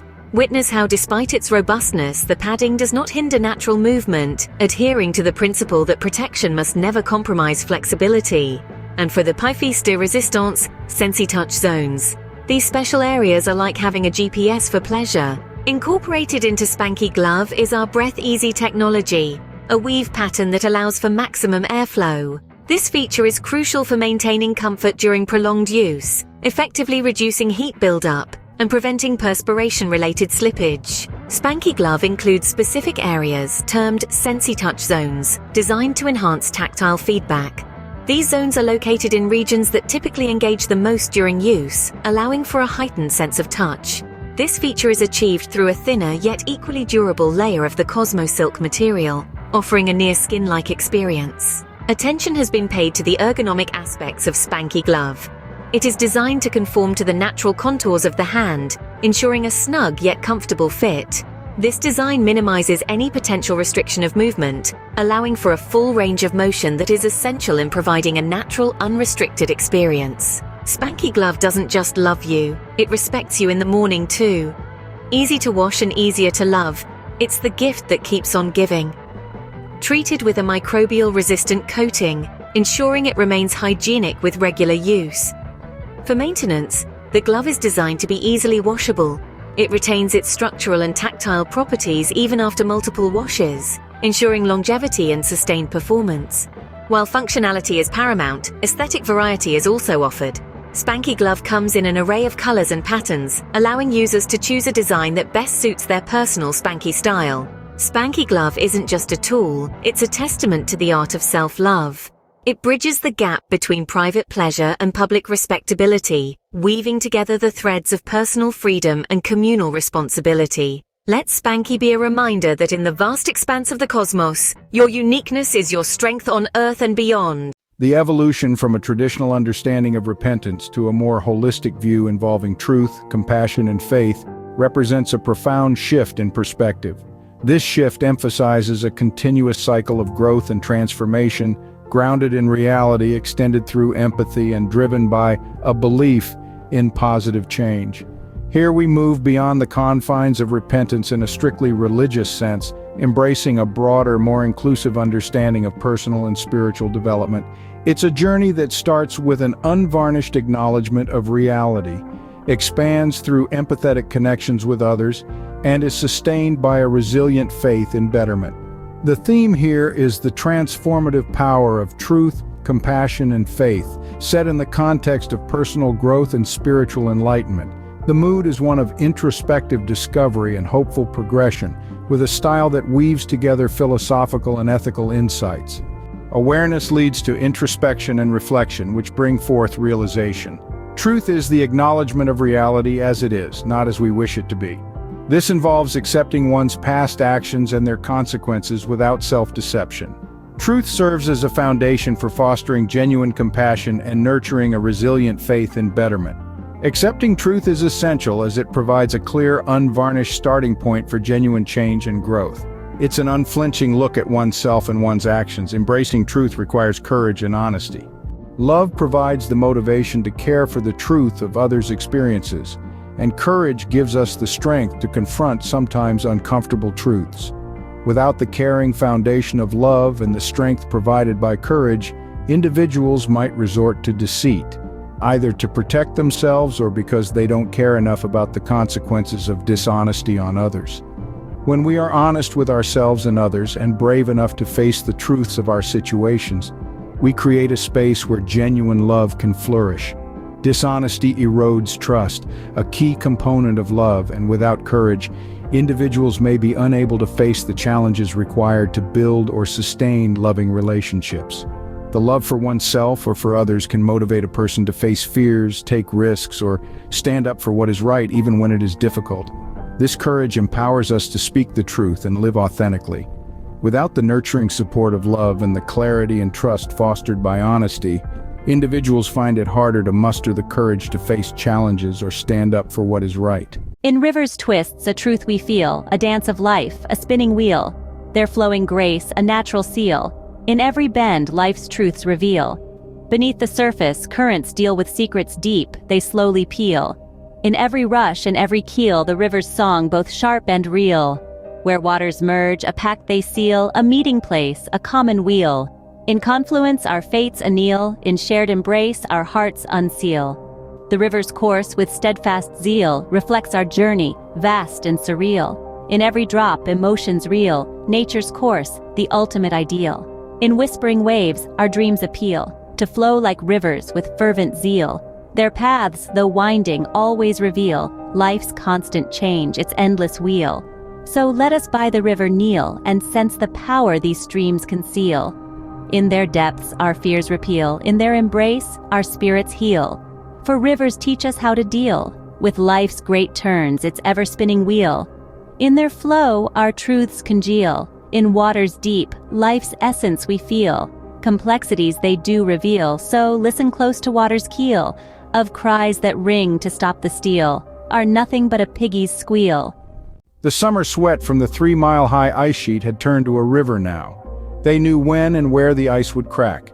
They had picked a beautiful vantage nook high in the Rocky Mountains. But knowing what is coming doesn't prepare one to see the great flood unleashed. I counted the portals out of which they proceed and wrote down all their outlets, of each individual star by itself, according to their number and their names, their courses, and their positions. Safe as well from the meteorites that began to arc across the sky. Not so safe they hadn't spread to the extremities of the earth to ensure survival, but Enoch had faith. He tucked away his book. They still had a long time before they'd have to pick tribes to follow, but he had a few hundred years of notes already. They all did, now that they were alone. He'd been thinking about his last trip up to Babel, just before the 144 left. Each of their families, unreproduced and ascended away, feels more poignant when you consider that is 12,000 parts out of 12,025 from your shared collective soul. He didn't doubt for a second that it was harder on the ones who left. When you lose something, it drives you nuts. When you lose everything, you just move on. Now the world was moving on and he was ready. But everything seemed so quiet now, he had to talk to himself not to get dizzy. As he watched the display unfold, it occurred to him that the Woolard was undergoing a reversion, and that reversion paralleled the one that led him to bind himself to this course. All who are in heaven know what is share. Enoch hummed to himself as the light show continued. Ah, to end the quest, to no longer feel compelled to explore, discover, or evolve. No need for any candles. He stepped up first to stay behind since he thought there'd be a rush, their loss. Indeed, if you have the chance to understand what you are thinking about, you've probably already made the decision. His people's predicament was also unexpected in planning and obvious in retrospect. The ascendant ones had too much focus on the elevation of consciousness and intellectual advancement, which, in a drive to shed the impediments of the physical form, resulted in excessively elongated craniums. The downside came in the form of severe complications in childbirth, nature's cruel joke. As such, physical reproduction became challenging, if not impossible. We must embrace the primitive, the rawness of existence, the pain, the joy, the uncertainty. To unlock the potential of man and conjoin our destinies, we must reconnect our origins, to strip away the layers of privilege and power, to become as one as the light of the sky and the warmth of the earth's embrace. The daughters of man, beautiful in form and heart, shall cradle our children in her bosom, and together we shall light the path to a greater salvation. Every step a prayer, each inch a pilgrimage. Enoch thought back to his first lesson, sitting with his father under the Bodhi tree, reading the textbook of Genesis. The story of Adam and Eve, in its most literal interpretation, encapsulates a basic understanding of human anatomy, setting its stage in the physical realm.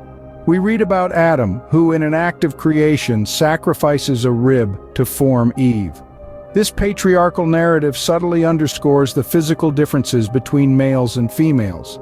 By virtue of the tale, it paints Eve as a derivative of man, formed from the solitary rib of Adam, inferring a sense of weakness or lesser strength in comparison to her male counterpart. But it is here that our journey of understanding truly begins, digging deeper than the surface and driving the curiosity to understand what lies beneath.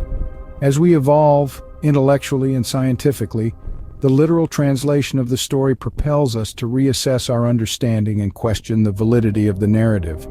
It becomes evident that Eve could not have been made from an actual physical rib of Adam.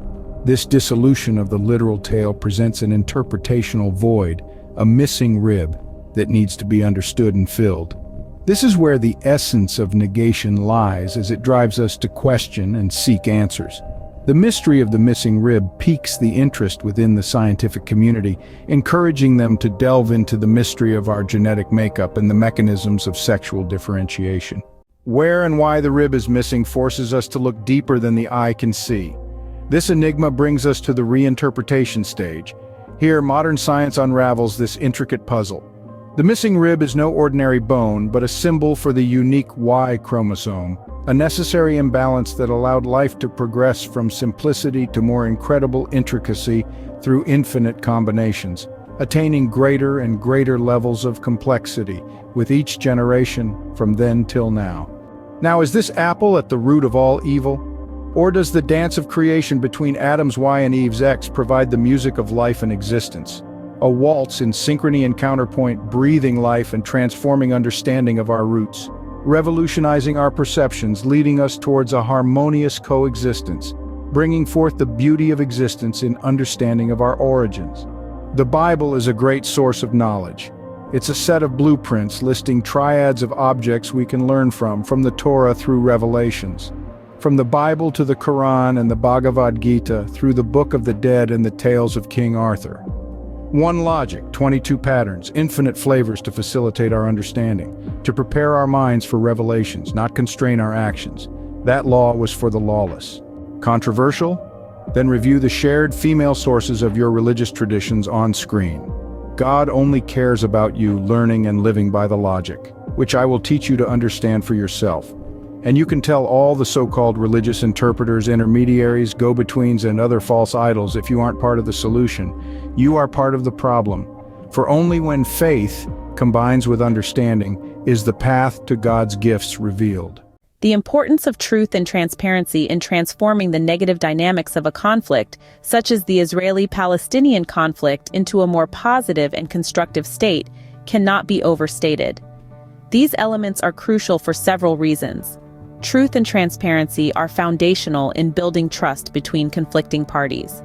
In a conflict marked by suspicion and hostility, transparent communication and truthful reporting of events help in establishing a baseline of trust, which is essential for any meaningful dialogue and negotiation.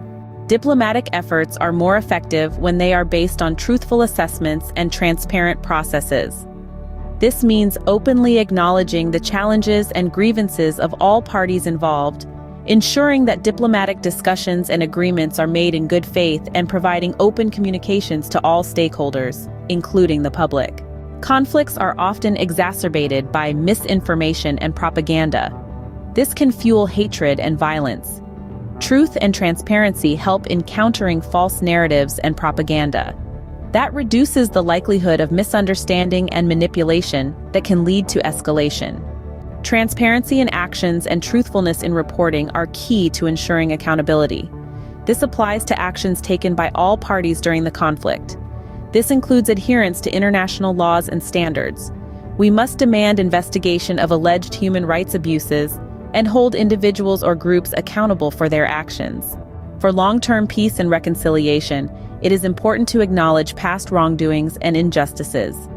Truth-telling mechanisms, such as truth and reconciliation commissions, can play a pivotal role. This allows for a shared understanding of history. By acknowledging responsibility for suffering, we can take steps towards healing. Transparent sharing of information ensures that decision-makers have a clear and accurate understanding of the situation. This includes political leaders, international mediators, and the general public. Excluding the public prevents informed decisions in leadership and distorts the evaluation of the situation by all parties. Transparency allows civil society and the general public to be better informed. Can then be more actively involved in peace-building efforts. An informed public can exert pressure on political leaders to pursue peace. And only an engaged and supportive public can participate meaningfully in societal healing and rebuilding. Have you ever pondered the rhythm of the universe, the celestial bodies, stars, planets, galaxies, all dancing to the same cosmic tune? In the celestial realm, there exists a venerable entity named Cosmos. This ancient being, as timeless as the universe itself, embodies wisdom, unity, and the interconnectedness of all things. Within its divine self, it holds various celestial bodies, each managing their unique systems. Among these bodies, there's an old star named Solstice and a youthful planet called Equinox. Their relationship is a delicate dance of balance and harmony. Solstice, with its fiery temper and radiant warmth, contrasts the tranquil Equinox, dressed in seas, mountains, and forests. Yet their movements create an elegant harmony. This symbiotic relationship impacts not just Cosmos but also Equinox itself, influencing its weather, oceans, and biological rhythms. But this harmony isn't immune to shifts and challenges. One day, a rogue meteor sent Equinox spinning off balance, plunging its world into chaos. Despite the turmoil, Cosmos kept its unwavering pace and Solstice stepped in to help. With its gravitational pull, Solstice gradually realigned Equinox along its destined path. This restoration took time and wasn't without trials, but Equinox slowly regained balance. As it stabilized, the chaos transformed into a captivating display of nature's resilience. With Equinox's stabilization, the harmony within Cosmos was restored. The dance resumed, now with increased wisdom and a deeper appreciation of balance and unity. From the dance of solstice and equinox, we learn that disruptions are a necessary part of the eternal cosmic dance. Even amidst chaos, balance and harmony invariably emerge, for they are etched into the core principles of existence. In the end, the play of balance and imbalance, order and disorder, chaos and harmony, is the intricate dance of the cosmos. For homeostasis is inevitable, as within cosmos, so without. So the next time you gaze upon the stars, remember the story of solstice and equinox. Remember the dance of balance and harmony, and remember that just like the universe, we too are part of this grand cosmic dance. A canvas blank, the open road invites my soul to dance, with art my tool to recreate life's unending expanse. In the play of light and shadow, where love meets jealousy, I find my soul, my inner voice in art's eternal sea. Art has a tremendous capacity to spark transformation and personal growth. Illustrating the convergence of contrasting feelings like love and envy helps impart the intricacy of emotional experience. This symbolizes life's potential, but also echoes the Dharma, symbolizing right action and the path to enlightenment. The open road and canvas blank embody the concept of transformation. This is a metaphor for personal growth and karmic progression towards spiritual evolution. Samsara, the cycle of life and death, is also powered by complex emotions. The role of art in this context goes beyond aesthetic appreciation. It sparks introspection and self-discovery. Art is not just an exploration of external beauty, but the inner logic that external form represents. By catalyzing our personal development, we unlock a deeper comprehension of life and existence through art. The sky, a vault of endless dreams where purpose seems so slight. Yet through art's lens, I see the world in a new and wondrous light. In reflections deep, we find the truth beyond the brute's simple sight. Art, the vessel of our journey through darkness and into light. Art helps interpret profound emotional experiences, guiding us from the darkness into the light. It embodies the boundless possibilities within us mirrored in the sky. The sky as a repository of dreams aligns with the concept of samsara's endless possibilities. In this exploration, we find a transformation that alters our everyday existence, elevating it to a spiritual journey. This journey is often seen as karma, the cycle of cause and effect shaping our lives and understanding. Through this, art becomes a guiding light, a beacon steering us away from ignorance. It illuminates the path towards enlightenment, shedding light on our personal growth and emotional experiences. Art becomes a journey from ignorance or darkness to enlightenment or light, illustrating their synergistic relationship. In the dance of light and hue, where art and love entwine, the soul finds a haven, a sanctum for growth. In these depths, it pushes the boundaries of temporality, reaching beyond its limitations. Each day offers a new canvas, a tableau marked by happiness, by hardship. Struggles and triumphs alike are immortalized in color and form. Through this, art's influence burns brightly, a beacon in the darkness. This beacon, a catalyst, sets the world ablaze, illuminating the transformative power of love's passionate existence. Revisit the morn of creation, immemorial and hallowed, whence emerged a species unique under the sun and stars, christened the sons of God. From the humble cradle of ancient hominids, a lineage was chosen, guided by the unseen hand of destiny, distinct from their Neanderthal kinfolk, carved in stature and spirit from the dust of primal earth. Inscribed reminiscences that echo through time, the Book of Enoch speaks of these ilk. And the sons of the gods saw the daughters of man, that they were fair, and they took them wives of all which they chose. Enoch 6:2, a testament to an ancient accord woven into the tapestry of human legacy. Thus it was also in the book of Genesis, when a verse shrouded in mystery projected a comparable narrative. The sons of God saw that the daughters of humans were beautiful, and they married any of them they chose. Genesis 6:2. Shared here are echoes from yore about these sons, descendants of ancient hominids and chosen by the winds of destiny. Their genesis was no less connected to the terrestrial and cosmic origins as was Adam's. Where Adam was sculpted from the yielding clay of the earth in the pulsating crucible of evolutionary potential, he gave birth to two, Cain and Abel. Abel was fruitful with his live offerings, Cain was not. This is the story of Cain, who symbolizes the sons of God, first blessed, interminably cursed, and the inevitable salvation of humanity. Their forms were molded from the hand of evolution, that cosmic smith using the marrow of their predecessors' potentialities as material.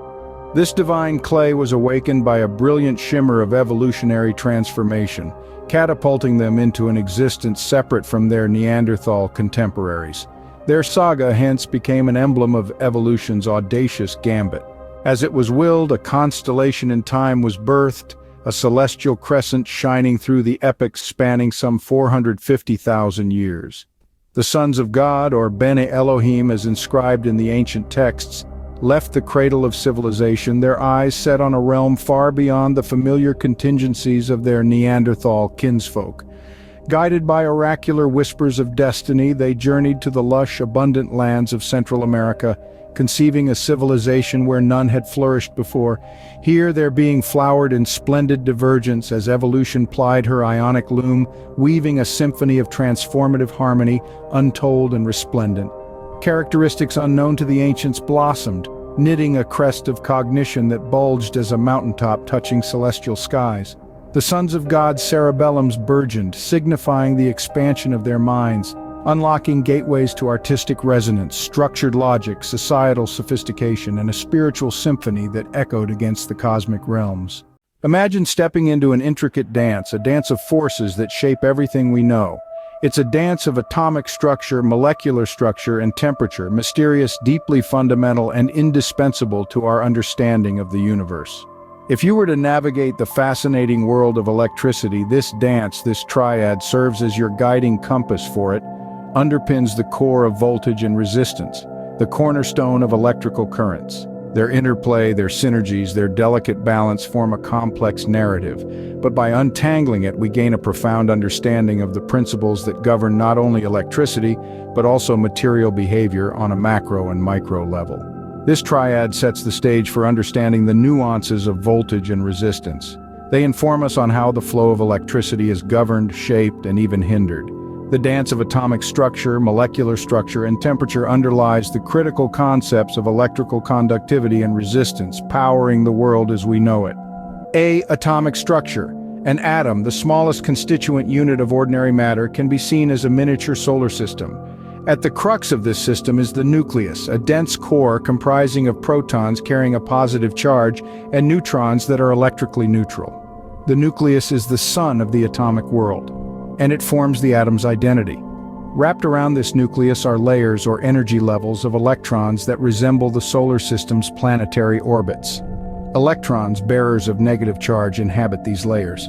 To visualize, these are like concentric circles, with the innermost circle capable of hosting 2 electrons, the next 2 circles able to house 8 each, and so on. Each layer is further partitioned into sublevels with distinct numbers of orbitals. The electron configuration, or the arrangement of electrons in these layers, directly involves and affects a material's properties. This arrangement determines an atom's bonding characteristics, its magnetic attributes, its level of reactivity, and even its physical state under shifting conditions. An instance to see is that of copper, frequently used in electrical wiring due to its excellent conductivity. At the atomic level, copper, Q, possesses 29 electrons, including a rather free outermost electron, 4s1, that has the liberty to move about within the copper's crystalline form. This free electron can be readily displaced by an applied electric field, enabling an electric current to surge through the copper wiring. These free electrons act like a sea of particles in a metal, accounting for its high electrical conductivity. Countless morns kissed the lands of Central America as the suns evolved, their unique cognitive abilities heightening from the crescendo of evolution's symphony. They echoed the unseen harmonies with every thought, every emotion, every creative sparkle akin to the cosmic bodies above. Each revelation became a melody in the vast orchestra, their cognition amplifying its echo till it resonated with the primordial rhythm of the cosmos. Their bodies, sculpted by evolution, became vessels tuned to the symphony of existence, stepping in tempo with the universal rhythm. Yet, amidst this cosmic dance, the suns were not free from the gnashing jaws of nature's immutable law: adapt or perish. Biological imperatives tugged at the strings of their existence. As the celestial rhythm heightened, so did their struggle. Reconciling their celestial prowess with terrestrial biology, the powerful harmonies gave room to a discordant note, the resonance of their survival within the cosmic symphony. As the suns faced this evolutionary precipice, their story bent towards a new chapter, their fate intertwined with another celestial melody, the yet unorchestrated rhythm of humanity. Their harmonious echo was about to intermingle with another, origin of a symphony yet unsurpassed. A symphony that would craft a destiny resonating with the celestial cosmos and terrestrial earth. As the firmaments turned to the tune of the divine hand, so too did the saga of the suns evolve. Earthly they were, born of her womb and flesh of her flesh, yet the hand that carved them was celestial, connecting them to the cosmic waltz by intuitive abilities, fostered by the enriching cradle of earth, granting unimagined perspectives. Underneath the sprawling cosmos, the suns nurtured their celestial kinship, kindling a flame of understanding that pierced through the terrestrial veil to gaze upon the stars. Their minds, flowering creations of evolution, began to grasp the cosmic symphony playing beyond the confines of the earthly sphere. Their intellect and intuition swelled in a crescendo, granting them singular insights and intuitive perceptions of universal law. Yet, as celestial as their minds had grown, their flesh remained of the earth. In this seeming contradiction, they learnt their first lesson from the cosmic script, the golden rule of a celestial existence: evolve or fall into oblivion. The suns, divine in their illumination, weren't beyond the shadow of mortality. Their journey through the cosmic chord was not exempt from the primal trials and tribulations of survival instincts. Be like the willow, the mountain, the river. Embrace, stand firm, and flow in your quest for change. In each confrontation, a lesson. In each struggle, strength. In each step, progress.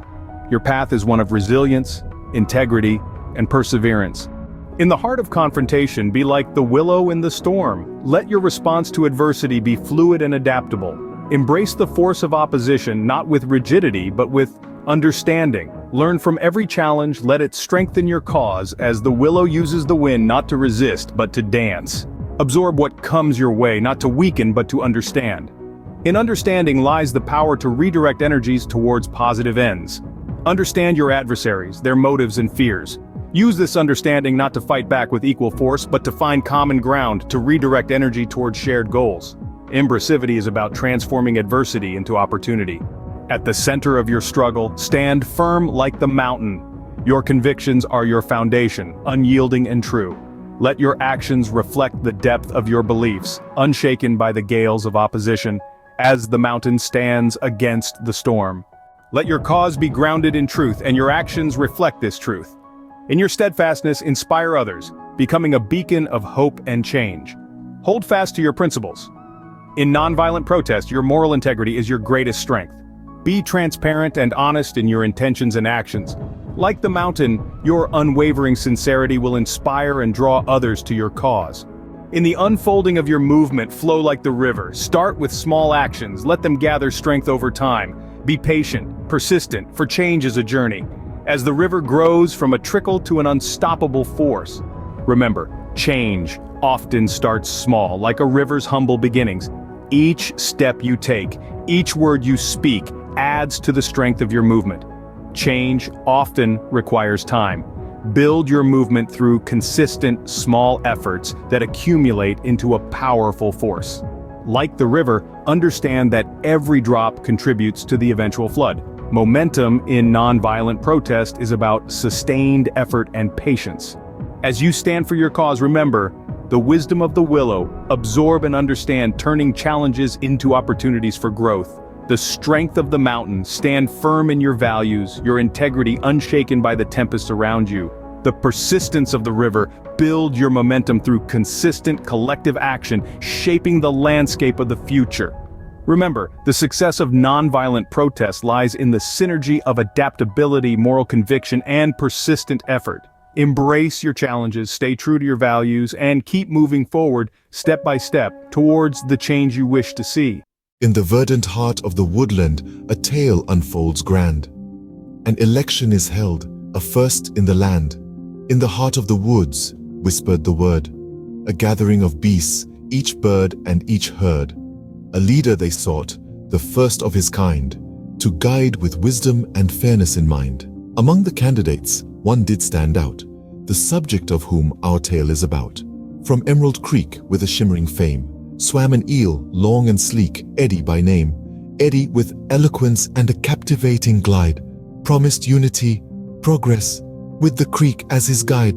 My fellow dwellers, he'd often start, let's unite the woodland, let's be smart.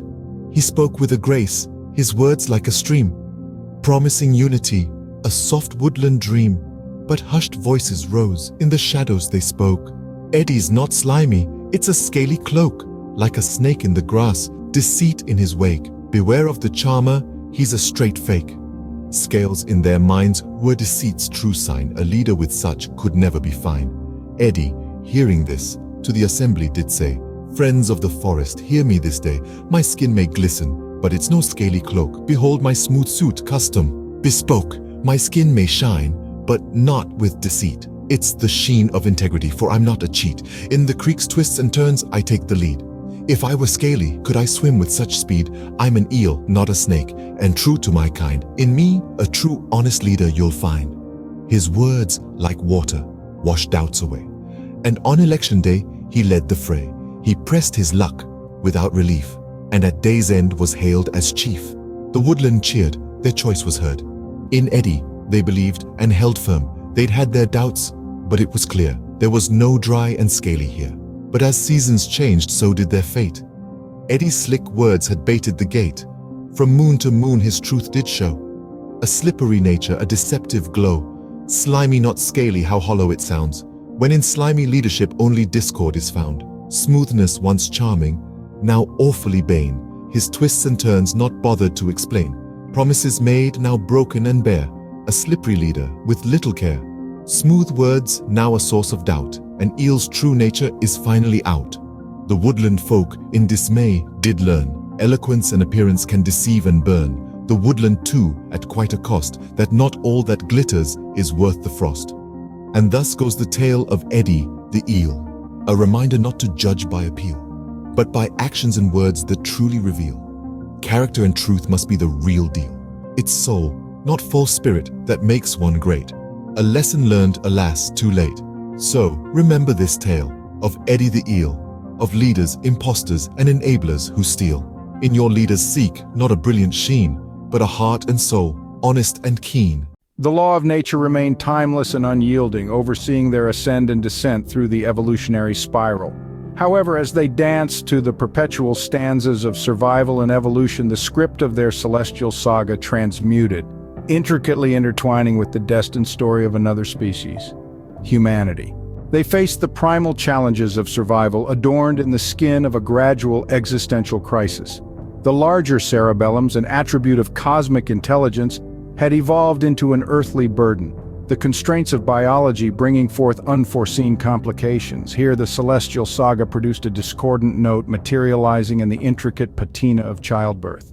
Their kin bore the weight of an enlarged cranium that caused complications in birthing. The resounding echo of the mother's laboring cries wasn't just a simple act of childbirth, instead a symphony praising the paradox of their evolution. The birth of a cognitive entity bearing the battle scars of physical evolution.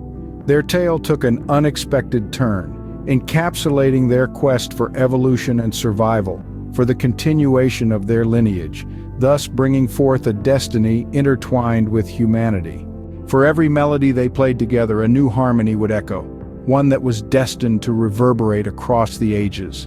As their momentous journey continued, a specter arose, casting a grave shadow over the sons of God, an echo of the asperities of their unique evolution. The gifts they bore, the cosmic cognition that unlocked the manifold mysteries of the universe, were imparted unto them inextricably with an earthly burden. For in their heads of larger magnitude that housed minds as vast and deep as the cosmos above, danced the intermingled blessing and curse of their birthright. The most extraordinary consequences of their cerebral evolution became strikingly evident during the sacrament of birth. The females of their kind, akin to all earthly creatures, were bound by the constraints of terrestrial biology. The challenge set before them was harsh, and the strains of childbirth bore witness to the ruthless decree of nature. Their wider heads, cradles of the divine intellect, proved a trial during birth-giving due to the physical limitations of the female pelvic structure. This infernal paradox, a confrontation between their divine intellect and earthly frailties, was an echo in the grand cosmic scale. It signaled their greatest challenge and a turning point in their journey, casting them into the crucible of existence where their survival would be tested against the anvil of reality. The dilemma placed upon them was stark: to bear the painful consequence of their expanded cerebrums or to find a solution that would not compromise their continued evolution. Faith in this context is a belief in the potential for positive change and the power of continuous growth. Faith begins with an acceptance of truth. This is not just acknowledging facts or realities, but embracing the full implications of one's actions and their consequences. It's a recognition that facing the truth is the first step towards meaningful change. It's about trusting in the journey of transformation that begins with the acceptance of truth. This faith revitalizes the understanding of truth, making it a source of strength and resilience. Faith here is not passive, but active. It acknowledges the challenges inherent in facing the truth and changing for the better, yet it holds an optimistic and hopeful stance toward the future. It sees the potential for growth in every realization, no matter how difficult or uncomfortable. It provides the resilience needed to confront challenging truths and the fortitude to persist through the transformation process. Faith here is the enduring belief that every step taken in truth is a step towards positive change. Active faith is a driving force. It's not content with static acknowledgement, but pushes for continuous growth and development. This kind of faith is transformative, encouraging one not only to face the present truth, but also to actively shape the future through sustained effort and commitment. Truth, compassion, and faith together create a dynamic force for personal and collective transformation.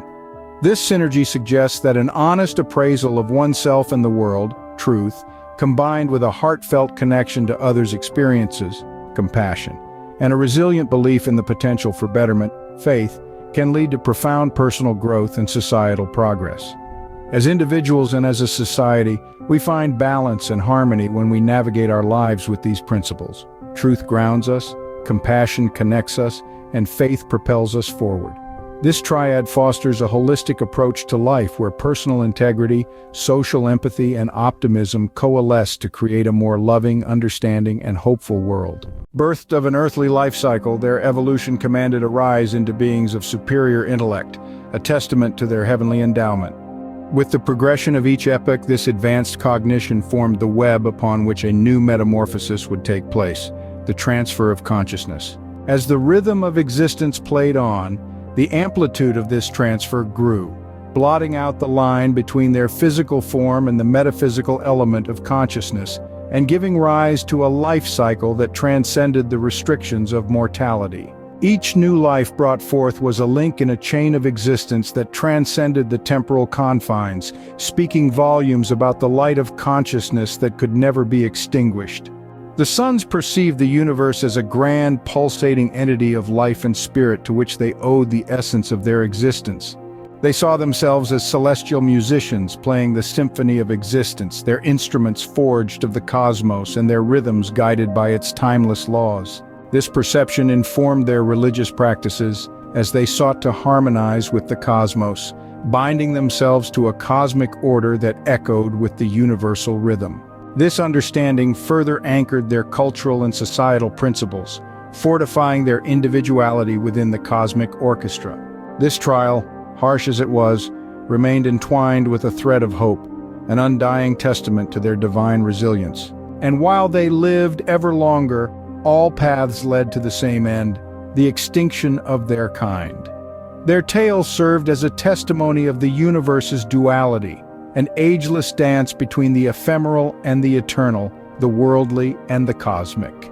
The sons of God were now tasked with composing a new harmony within the grand celestial symphony, a rhythm that encapsulated their struggle, their survival, and their indomitable will to evolve. And yet they had such a tremendous gift to offer in that continuity, a genetic gift of a persistent soul. The celebration of their existence signified an understanding of cosmic unity, that they were parts of a cosmos that pulsed with life and spirit. Most of those souls long departed, ascending to a deeper connection with the universe, 144,000. But the decision was made to transfer that gift to humanity regardless of the cost.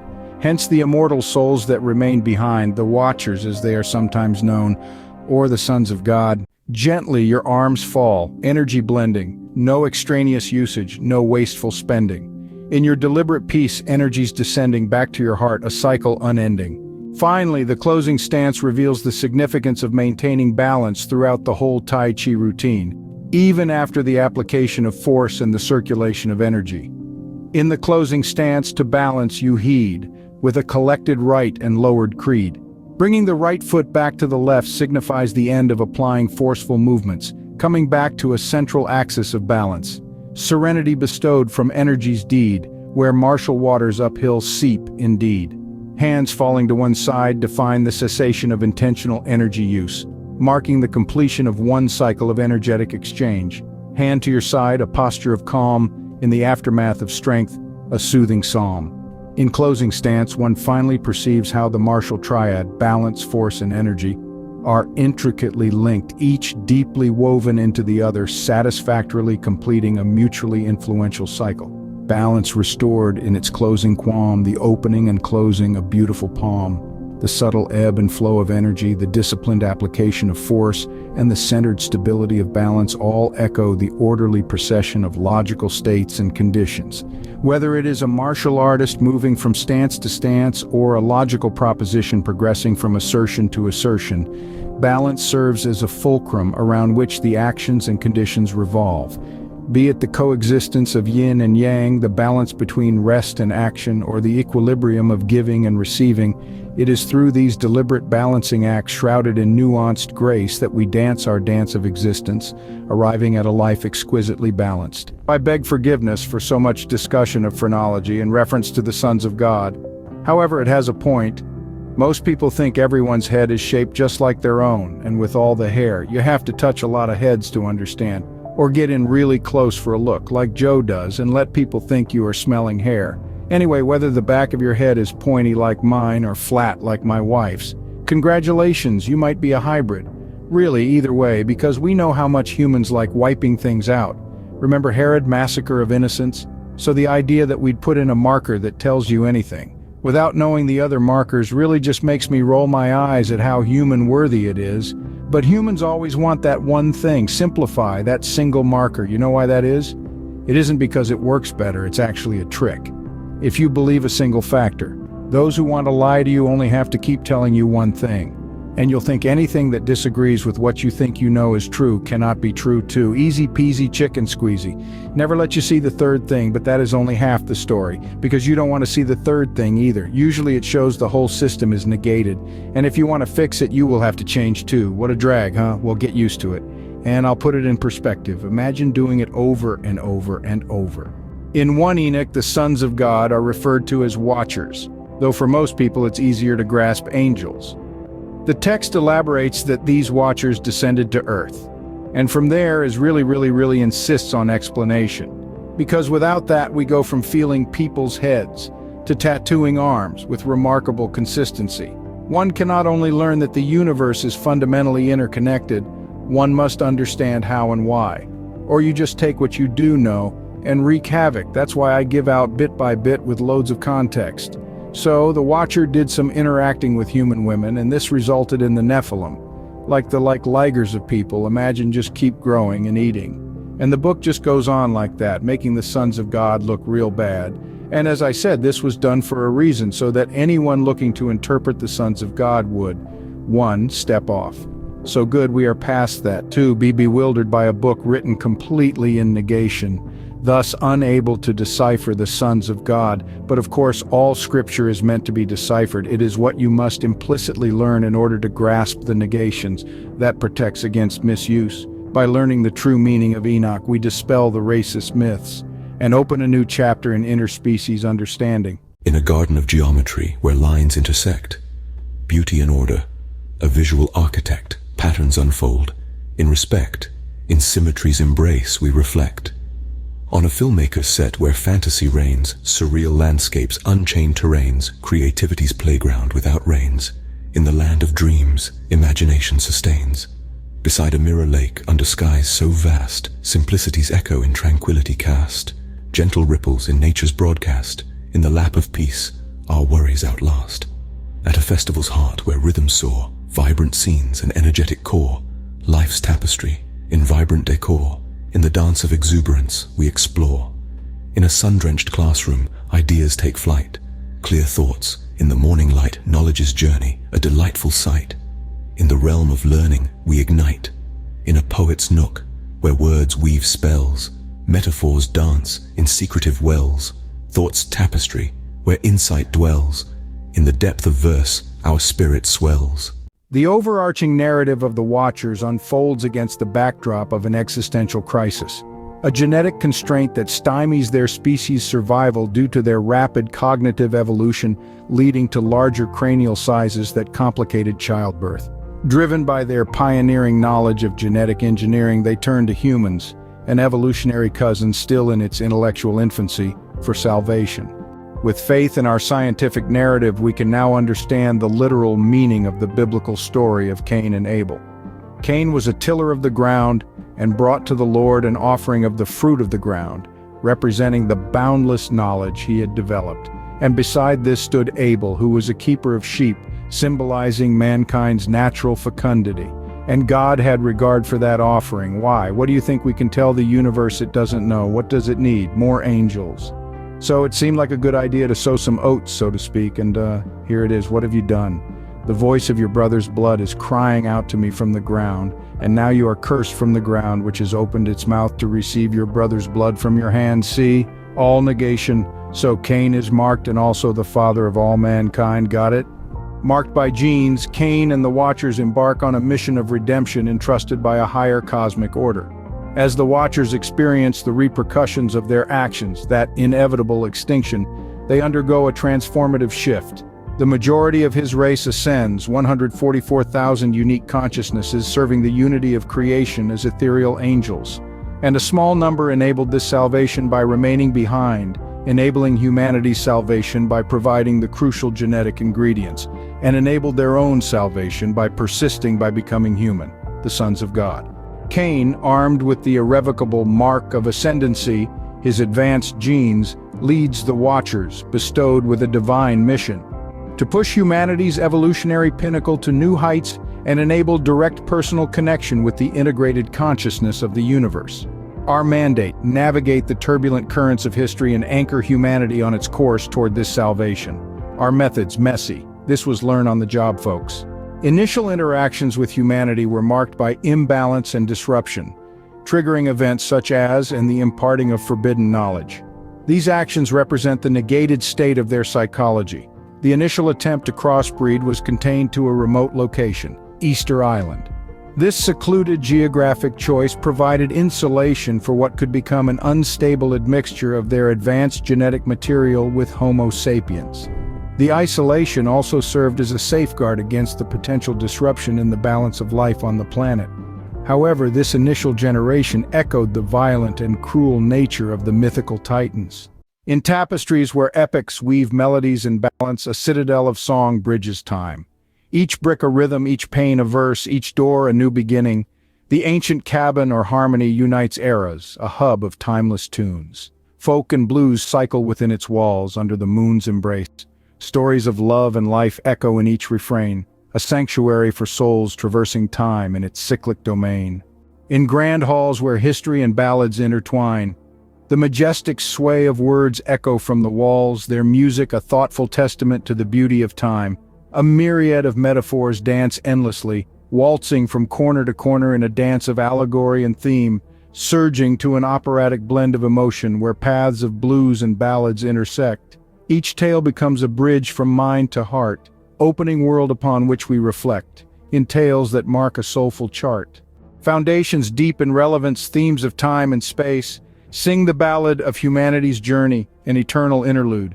The notes capture past and future in the present's embrace, a rhythm of struggle, the personal and universal renewed, where individualism blends harmoniously to a collective beat. The song of life connects us all through shared experiences and emotions. It captures the pivot from shadow to light, the duality of our existence, in every line revealing purpose behind our notions. The rich tapestry of our ballad is woven from values, beliefs, and dreams. Innovation's winds guide exploration's harmonic spirit through literary song and theatrical play. A journey of discovery charts a harmonious way. Push past what is known like a timeless breeze, discovering expression on uncharted seas. Folktales converge our collective identity, as narratives connect our shared humanity. A synergistic lineage, tradition, art, and hope, breathing life to the present with a past less unknown. Stories take on life in a new generation's breath, our shared history, a dance of life and death. The legacy resounds, heard in each note. Old Jerusalem falls in fire and smoke. New Jerusalem beckons, enchanted by hope. Oral storytelling was crucial to preserve history in an era where literacy was not widespread. Boards used practiced in oral tradition crafted stories to transfer understanding between generations. The core structure and logic of the stories remained the same, allowing the content to evolve and stay relevant to changing audiences. But the triad of oral tradition is not complete without the history, the stories, and the bards. In reaches of history 1200 years ago, Old English and German echoed on the shores of Europe. In the legendary court of King Arthur, amidst the stone walls of Camelot, and beneath banners emblazoned with heraldic symbols, bards were the revered guardians of knowledge. This period marks the infancy of the Arthurian legends, where the bard's role was pivotal in crafting narratives from history, logic, and art.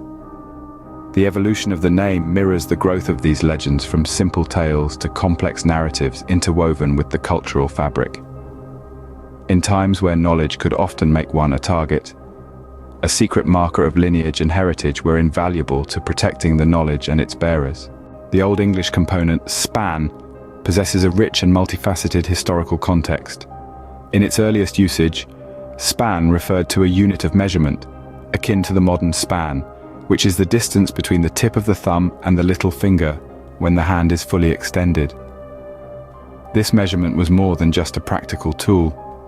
It symbolized a personal and direct way of interacting with the world, where distances and the size of objects were intimately understood through one's own bodily dimensions. On the other hand, Gael traces its roots back to Proto-Germanic, a precursor to several Germanic languages, including Old English. The term Gael is believed to be associated with the concept of brightness or shining, often linked to gold or precious metals. This connection to gold is not material but symbolic of illumination, communication, and enlightenment. Just as the name Spangael was a literal combination of elements meaning golden connection, the lineage, preserved in genealogical code from the first writings, remains a living testament to the power of memory and the preservation of history. Each evening, as twilight draped its velvet cloak over the Camelot, on the site of Sutton Hoo, England, the Bardic Lodge served as symbolic inspiration for tales that would inspire a kingdom. The bards, the first to assume the name Spangael, imagined the halls of Camelot alive with the flicker of torchlight and the murmur of noble company. Here, they crafted tales and planned to distribute them to the world. Their voices, deep and sonorous, would rise and fall like the tides, weaving tales of heroism and heartache, of quests and conquests, of Arthur and his valiant knights. These Knights of the Round set sail with riches to found new branches of the lineage and ensure the survival of their tales. They landed throughout Europe, burying their longboats with relics to mark their identities. They were the vessels of wisdom, the keepers of the past, and the bridge to future generations. And with this context, the stories weave seamlessly into the fabric of religious narratives, spanning from the Torah, Revelations, and the Quran. The Spangle Bards, with their golden tongues, did not simply recount events, they breathed life into them, ensuring that the deeds of yore would not be lost to the mists of time. Their stories and oral histories, rich in wisdom and cultural significance, were the gold that they spun, precious threads woven into the fabric of their society's identity and collective memory. So let's jump back a little further to Genesis 2, Adam relaxing, reviewing the text as they approach the strange blue world. In the realm of stars and silent whispers of the cosmos, we commence our tale, rewinding time's fabric, through celestial trails we sail. A vessel not of escape but a chariot of destiny's own, piercing the universe's veil through starlit zones. Through the gem-flickered veil of the night, a vessel voyages, a marvel of cosmic flight. Not an ark from our blue orb's embrace, but a chariot to Earth, humanity's destined place. In the dance of galaxies where dreams intertwine, a journey not outward but to Earth's cradle divine. From the cosmic ocean to a terrestrial shore, a tale of beginnings, of myths and much more. Genesis in hand, not mere words on a page, but a cosmic guide for an earthly stage. Eden's blueprint in nature's embrace, a sustainable model for the human race. In this narrative where time and space bend, our story's not just where we've been, but a guiding light for what we might become, in the cosmic dance under the sun. He gazed down at the entry. Settlement distribution triad. Garden of Eden, Tree of Life, Four-Headed River. A Garden of Eden. Genesis 2:8. And the Lord God planted a garden eastward in Eden, and there he put the man whom he had formed. Eastern sunrise, important for the initial colonization area. B. Tree of Life. More than a physical entity rooted in the soil of Earth, it is a cosmic antenna connecting the earthly domain with the vast expanse of the universe. Genesis 2:9. And out of the ground made the Lord God to grow every tree that is pleasant to the sight and good for food. The tree stands as a beacon guiding Adam's soul to its destined landing, marking a sacred spot where the heavens touch the earth. See Four-Headed River, Genesis 2:10. And a river went out of Eden to water the garden, and from thence it was parted and became into four heads. Remember the importance of divergent waterways to feed resources to the colony. Need a centralized resource control hub to export culture, influence, and genes. Good plan. See if the people hold up. There once was a cobbler with flair, making shoes with a celestial air.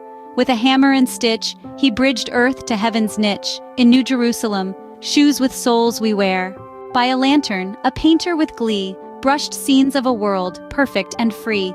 No straight lines in my art, each stroke a divine part. In colors, New Jerusalem's laughter you'll see. On Humor Street, laughs echo a heavenly sound where every joke reflects love that's profound. With tales spun with light, darkness turns Ito bright. In laughter, all sorrows by grace are unbound. At twilight, in the pub's divine light, laughter echoes, making spirits take flight. With tales old and new, joy in the celestial brew, chuckles stars in New Jerusalem's night. There's old Joe with his dog, quite the pair, spinning tales that dance in the sacred air.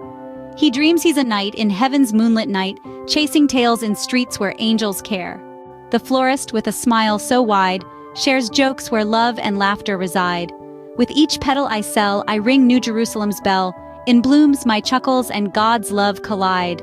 On Humor Street, where jesters wear a crown, each word a laughter-filled, heavenly gown. In this joyous fleet, every encounter's a celestial treat. In this lane, divine joy is the main vein, renowned. As night wraps its arms in cosmic delight, New Jerusalem shines, oh so bright. In streets where jokes flow, you'll always know, here laughter and love unite in eternal light. In New Jerusalem's garden so lush, a baker laughs with a hush. With bread so divine, in each flower and time, here every loaf's a heavenly brush. At the crossroads where wisdom and wit meet, sits a tailor, her humor quite neat. With each thread and seam, she weaves a celestial dream. In garments of joy, angels we greet. Near the fountain, where crystal waters play, a musician strums melodies of day. With strings tuned to the stars, he erases all scars. In New Jerusalem, music paves the way. In the library where ancient texts align, a scholar chuckles reading each line. With wisdom so old, new stories are told. In this city, even words are divine. At the market, where spices and scents blend, a merchant jokes, making hearts mend. With each herb I sell, I ring heaven's bell. In New Jerusalem, laughter's the trend. Under the canopy of the celestial tree, a poet recites verses, free and key. With each rhyme and verse, the universe we converse. In this city, poetry helps us see. In every corner, every stone and street, the essence of New Jerusalem you'll meet, where humor and grace in a divine embrace create a world where love and joy greet. A city thriving with life, where old and new meet. As dawn breaks with a heavenly hue, the city awakens, fresh and new. In streets where dreams grow, you'll always know, here in laughter and love, we find our clue. In this boundless sea of inky black and twinkling gems, a capsule of humanity propelled forward, preserving within it the hope, dreams, and pioneering spirit of a once grounded bipedal species. The destination, a virgin paradise light years away from their home of Eden, a new world, Earth. Their most treasured artifact on board was an ancient text, the Bible. Originating from their homeland Eden, it was often debated whether this vital text was history, allegory, theology, or scientific manual. Genesis poetic verses bearing divine instructions geared towards survival, prosperity, and the very foundations of civilization soon morphed into a survival handbook for this space-borne crew. Genesis, the Bible's second chapter, portrayed Eden as the birthplace of 4 rivers with names that hummed with potential: Pison, Gihon, Hiddekel, and Euphrates. To their leader Adam, these rivers were more than waterways. They were life veins of resource management, cultural diversity, and strategic power. First amongst these was the Pison. Genesis 2:11 notes, "The name of the first is Pison, that is it which compasseth the whole land of Havilah, where there is gold." To Adam, this wasn't merely a river, but a complex infrastructure, channeling resources into Havilah, a place of prosperity. Within the verse, he saw a warning. Without a river, a life vein like Pison, this prosperity could be threatened. Gihon, the second of Eden's rivers, also held vital lessons. In Genesis 2:13, it's noted to encompass the whole land of Cush, a land far from Eden's center. The verse stood as a testament to the important role rivers played as routes of interaction, spreading cultures and diversifying civilization. Translated into their new life, it meant that the growth of a settlement was inherently tied to its access to connectivity. A lack of such connectivity could signify the absence of cultural diversity. The third river, Hiddekel, held lessons of power and resilience. Genesis 2:14 portrays Hiddekel as flowing towards Assyria, a land of strength and influence. Shadowed in the river's depiction was a revealing echo of challenges, both brought by competition and stagnation that can follow strength. An absence of such power, symbolized in the deprivations of a river like Hiddekel, could thus invite unique challenges. With the whispering lessons of these rivers, Adam found a map to navigate their alien world. The Bible, with its logical truths, provided their guide for survival.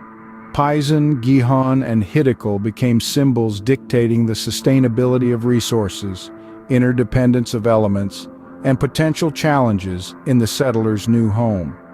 Enriched by these revelations, the intrepid settlers journeyed onward, guided by the lessons of Eden's rivers. Armed with their newfound knowledge, they looked forward to a new Genesis, a new beginning. In a garden of geometry where lines intersect, beauty and order, a visual architect, patterns unfold. In respect, in symmetry's embrace we reflect. On a filmmaker's set where fantasy reigns, surreal landscapes, unchained terrains, creativity's playground without reins. In the land of dreams, imagination sustains. Beside a mirror lake, under skies so vast, simplicity's echo in tranquility cast. Gentle ripples in nature's broadcast. In the lap of peace, our worries outlast. At a festival's heart where rhythms soar, vibrant scenes, an energetic core. Life's tapestry, in vibrant decor. In the dance of exuberance, we explore. In a sun-drenched classroom, ideas take flight. Clear thoughts, in the morning light, knowledge's journey, a delightful sight. In the realm of learning, we ignite. In a poet's nook, where words weave spells, metaphors dance in secretive wells. Thought's tapestry, where insight dwells. In the depth of verse, our spirit swells. John Jacob Jingleheimer Schmidt. His name is my name too whenever we go out. The people always shout, "There goes John Jacob Jingleheimer Schmidt." In the quaint town of Jefferson County, Kentucky, nestled within the walls of Height Elementary School, young Jason found himself entranced by the echoes of a familiar tune. The melody of John Jacob Jingleheimer Schmidt, simple yet enigmatic, danced through the corridors, pulling Jason into a journey of discovery that intertwined the threads of individual agency, collective action, and universal principles in an unexpected symphony. To most, the song was just a playful nursery rhyme, hummed by his peers during recess. But to Jason, it held a deeper resonance. As he delved into its history and subtext, he discovered its potential role as a vessel of secret narratives and silent resistance, a revelation that uncovered a hidden layer beneath the melody's cheerful surface.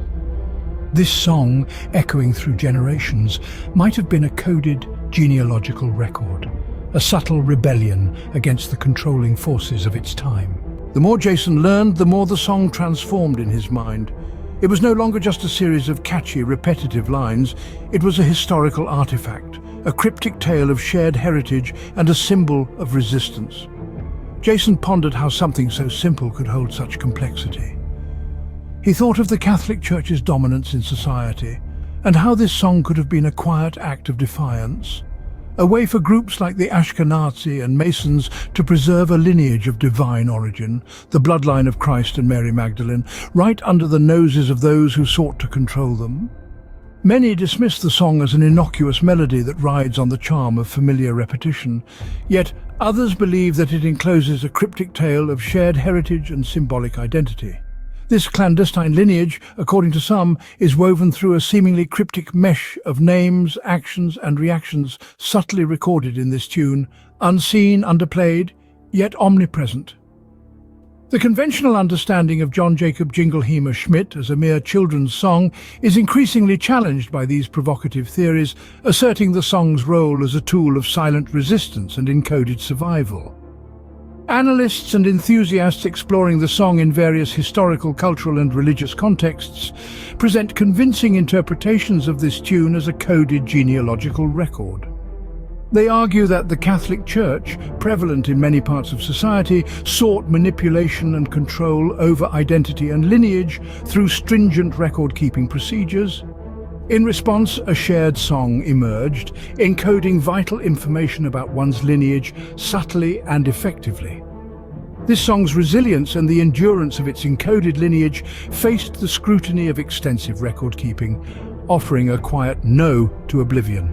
Amidst this intertwining of religious scrutiny and genealogical complexity, secret societies have played a pivotal role. But that role is secret no more. A long legacy. But let's come back to the more recent past. Over the eons, the ancients had learned from their mistakes and attempts. They adopted and adapted to a slow yet steadfast process of genetic integration to uplift humanity. They committed to the goal of attaining enlightenment for the greatest number of beings in the shortest possible time. The exact number who chose to remain behind is a matter of some sensitivity. But when biblical retribution seems disproportionate, think 3 digits, which takes us back to the Titans when that number seemed too high, as the world breathed in the wake of the Nephilim and the Great Flood.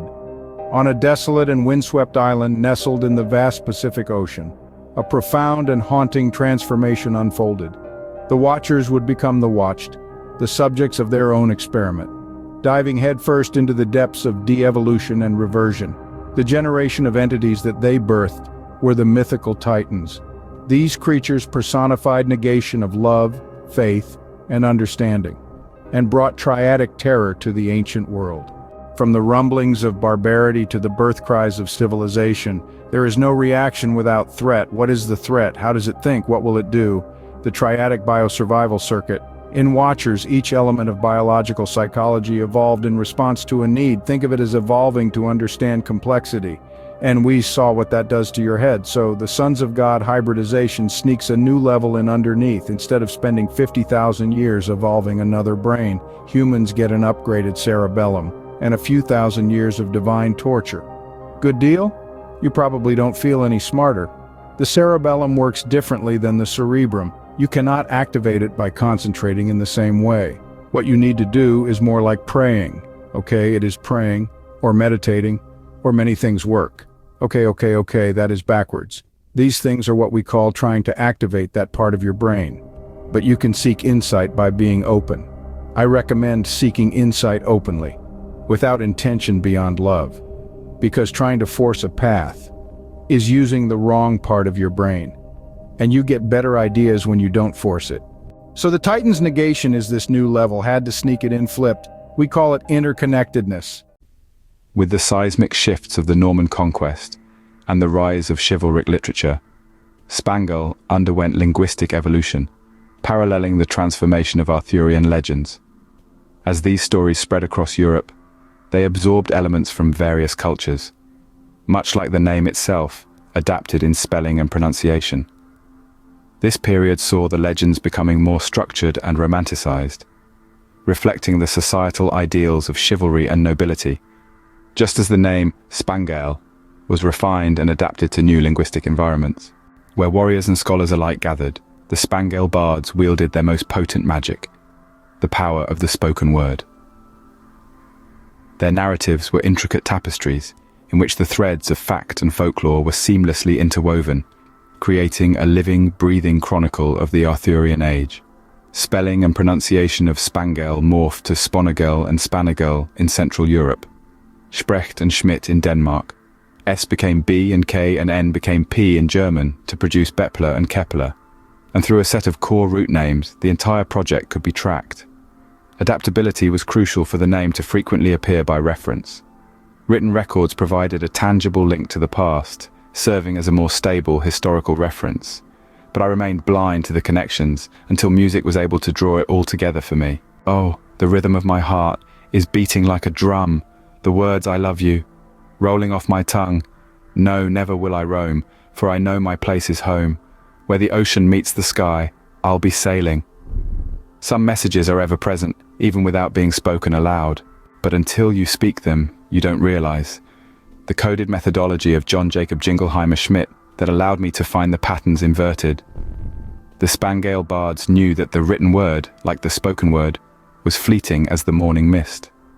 But complicated and repeated patterns could establish the links for each generational mother and father, marked as Spangeal quite clearly. And with each child given away, a tremendous sacrifice, a name would bind a man to his legacy. All people would have to do is keep their names. So, whether or not you subscribe to the scientific or the religious interpretation, the cultural is persuasive. A mother is irrevocably tied to her child is by virtue of their growth within her. But like all things, for an idea to become real, we must have a way to articulate it, to focus on it, to treasure it, and to love it. A child's name gives the father that bond, that personal link to the new soul, for you cannot understand something you do not know. And in doing so, they marked, in a time before genome mapping and statistical studies, the progress of a holy task to completion, and a way for me to provide the evidence so that no more mothers and fathers have to go through life not knowing their sons and daughters, in this quest for the Grail. In the fading twilight of 1730, every corner of Rome seemed to whisper a name that echoed with a nobility of spirit and holiness of purpose. My name, Johannes Schepler. I stood a man balancing on the tightrope of forbidden lineage and imminent peril. Pursued by relentless inquisitors, spin their gears of heretical judgment, I projected a symbol of defiance and blasphemy. And yet, to the enlightened, my blood whispered a sacred narrative woven into the very tapestry of the soul. My wife, Sophia, stepping out of the shadow of fear, her spirit ablaze with unyielding resolve, proved my salvation. As the storm of persecution swirled around us, Sophia stood steadfast, a sunbeam piercing the darkest sky. She was my compass as I gazed at her from my knees like Christ at Mary Magdalene. Her strength became my faith, her hope, my salvation. Glowing with cosmic constellations and ancient wisdom, the triadic pattern charted a celestial pathway towards salvation. Sophia's hope, embedded with the lunar potency of resistance and the solar splendor of survival. My will to persevere through any hardship and preserve our sacred lineage. But two is always an unbalanced system. Under the daunting shadow of Cardinal Uberto Pallavicini, the Grand Inquisitor tasked with uprooting heresy, I had become a target marked for eradication. Cloaked in the fury of a gathering storm, Pallavicini had pursued me unseen, resolute to negate my holy mission. Faithless fury and blind judgment set the tone for Peter's false church, but the relentless chip of his zealous persecution threatened a fatal trip. A rebellion took shape, ordained in the confines of silence and secrecy. An alliance forged in the chambers of Freemasonry with Adam Weishaupt, the nascent architect of the Illuminati. A guardian of esoteric relics, imparting knowledge and nurturing seeds of empowerment in the youth, Weishaupt spent his life looking over his shoulder for the cloth he was forced to stain. The Holy See may not have any conception of the true power of the blood, but it certainly protects its own. Veiled in darkness, Sophia and I fled from the omnipresent menace of Rome's formidable grasp and sought sanctuary within Vienna, as yet untouched by the murderous wrath of the Catholic Church. Emerging from the chrysalis of Johannes Kepler, I wrapped myself in the austere cloak of Adam Westphal, a name braided with gratitude to the very man who sowed hope where despair once grew, and paying solemn homage to the inherited legacy of the first man, redolent of survival and renewal from a torrential downpour of adversity. Our first date, unconventional as it was, began with a seemingly simple plan: to watch a movie together. Yet, fate had a twist in store for us, leading us to Black Book, a Holocaust movie in German, a language foreign to both of us. This choice, an inadvertent dive into awkwardness, was something I hadn't foreseen. Before the movie, we met for lunch, a decision rooted in the desire for comfort amidst the uncertainty of our new connection. The food stand, with its inviting sizzle and aroma, served as a casual haven, easing our nerves. Our conversation, light and cautious, was like a delicate dance around the edges of getting to know each other. Sophie's smile, cautious yet genuine, offered a sense of ease, bridging the gap between us, balancing our initial apprehension with a touch of familiarity. As we entered the cinema, a sense of unspoken curiosity hung in the air. Our movie choice, increasingly peculiar, became apparent as we settled into our seats and the German dialogue began. In the dim theater light, we found ourselves thrust into a narrative we couldn't fully grasp. This unexpected challenge mirrored the uncertainties in our relationship, spanning culture and language, compelling us to rely on non-verbal cues. Our exchanged glances, filled with attempts to read each other's reactions, were a silent conversation. We were navigating a delicate balance, torn between responding to the film's intensity and deciphering each other's presence. During the movie, I found myself in an internal tug-of-war over whether to reach for Sophie's hand. Amidst the film's profound themes, this simple gesture took on a weighty significance. Each time the thought surfaced, I retreated into hesitation, reflecting the broader uncertainty of new relationships. Effective nonverbal communication, such as shared glances and body language, could enhance the understanding of the movie's emotional context, even without complete linguistic comprehension. The hesitation to reach for Sophie's hand reflects a lack of physical connection, and is influenced by the film's intense themes, creating a dissonance between desire and action. The gravity of the film contributes to not reaching for the hand and the internal hesitation, underscoring the conflict between the emotional weight of the film and personal desires. The absence of a physical connection, such as holding hands, is intertwined with the film's intensity and the individual's hesitation, highlighting a complex emotional landscape. The internal conflict about whether to reach for Sophie's hand is influenced by the film's intense themes, which add depth to the decision. The profound themes of the film amplify the longing for a simple physical connection, making it seem more significant and meaningful. The desire for a physical connection feeds back into the internal conflict, perpetuating the cycle of hesitation and desire. The internal conflict directly relates to the film's intensity, but the decision is made independently of hesitation, indicating a moment of decisive action or acceptance. The longing for physical connection synthesizes with the film's intensity, suggesting a moment where emotional desire overcomes hesitation.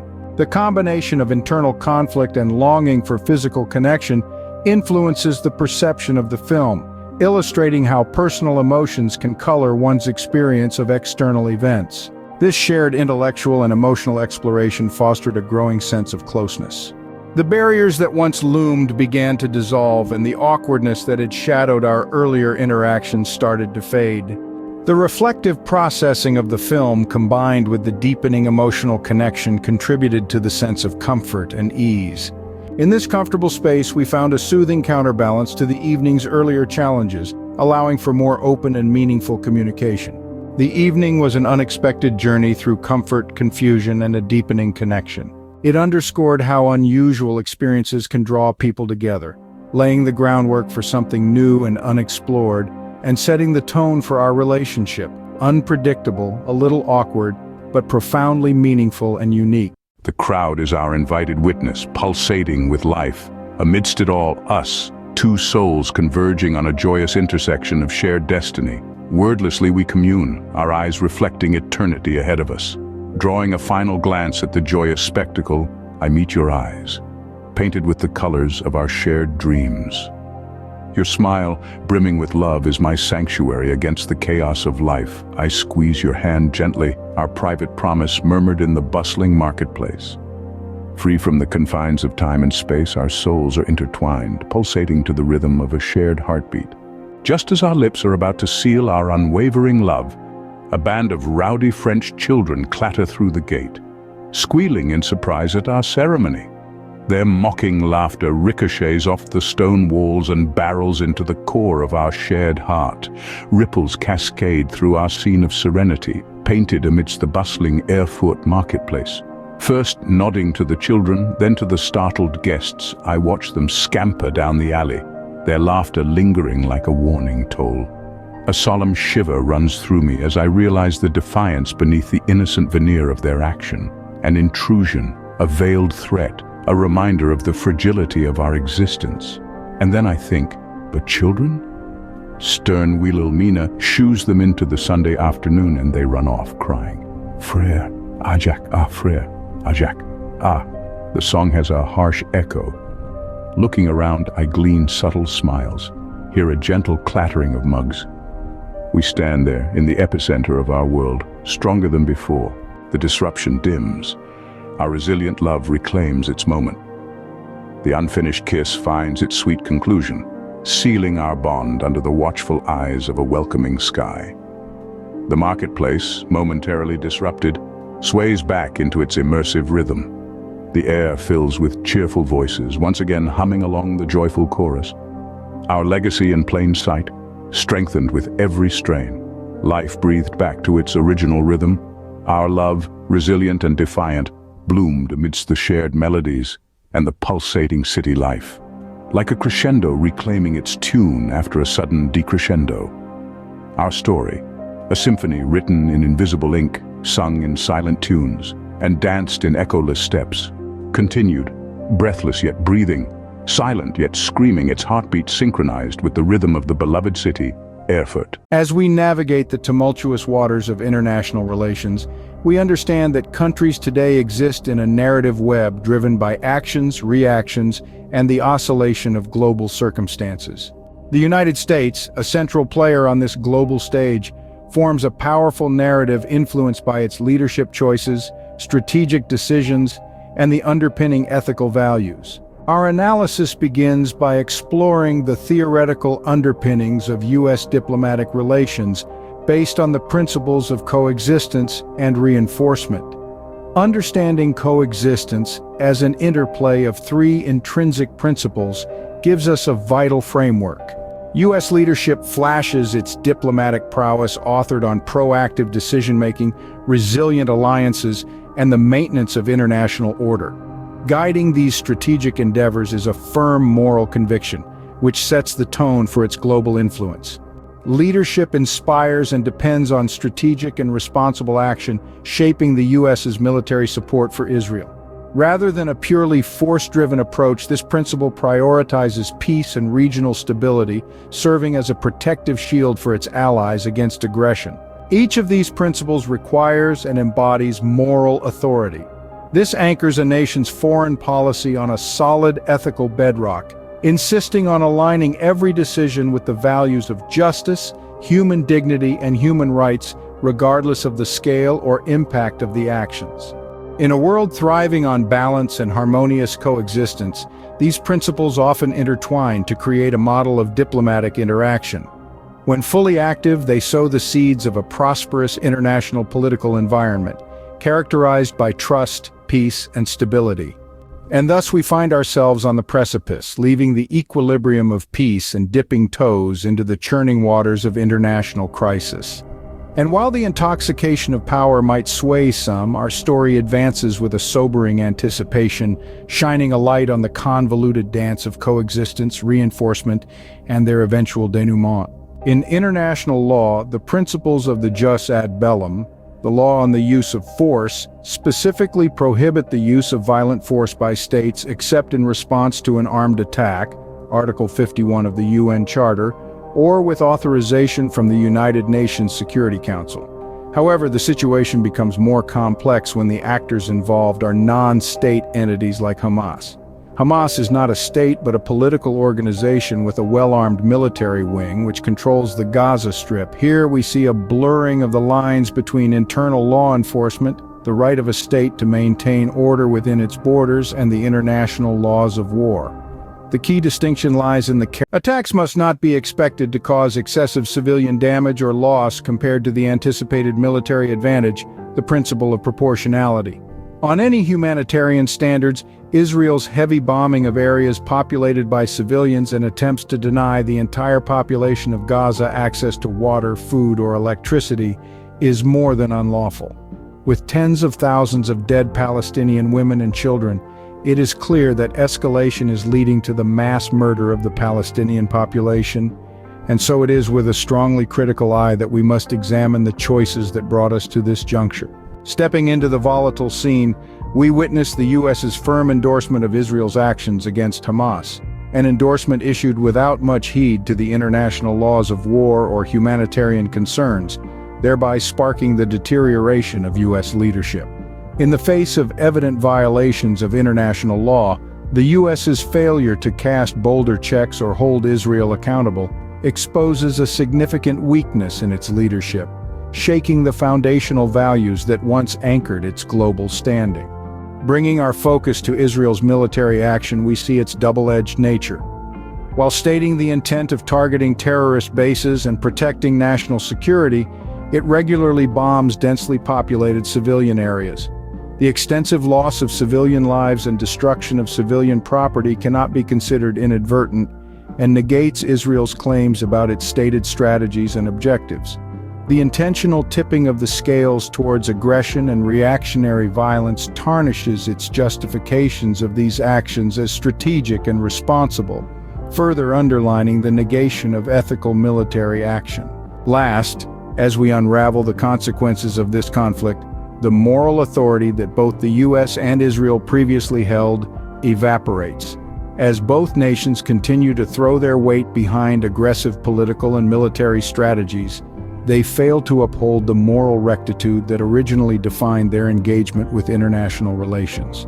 The neglected considerations of justice, human rights, and respect for civilian life during conflict charts a course for devastating symphony of desolation, ruination, and repudiation by the rest of the world.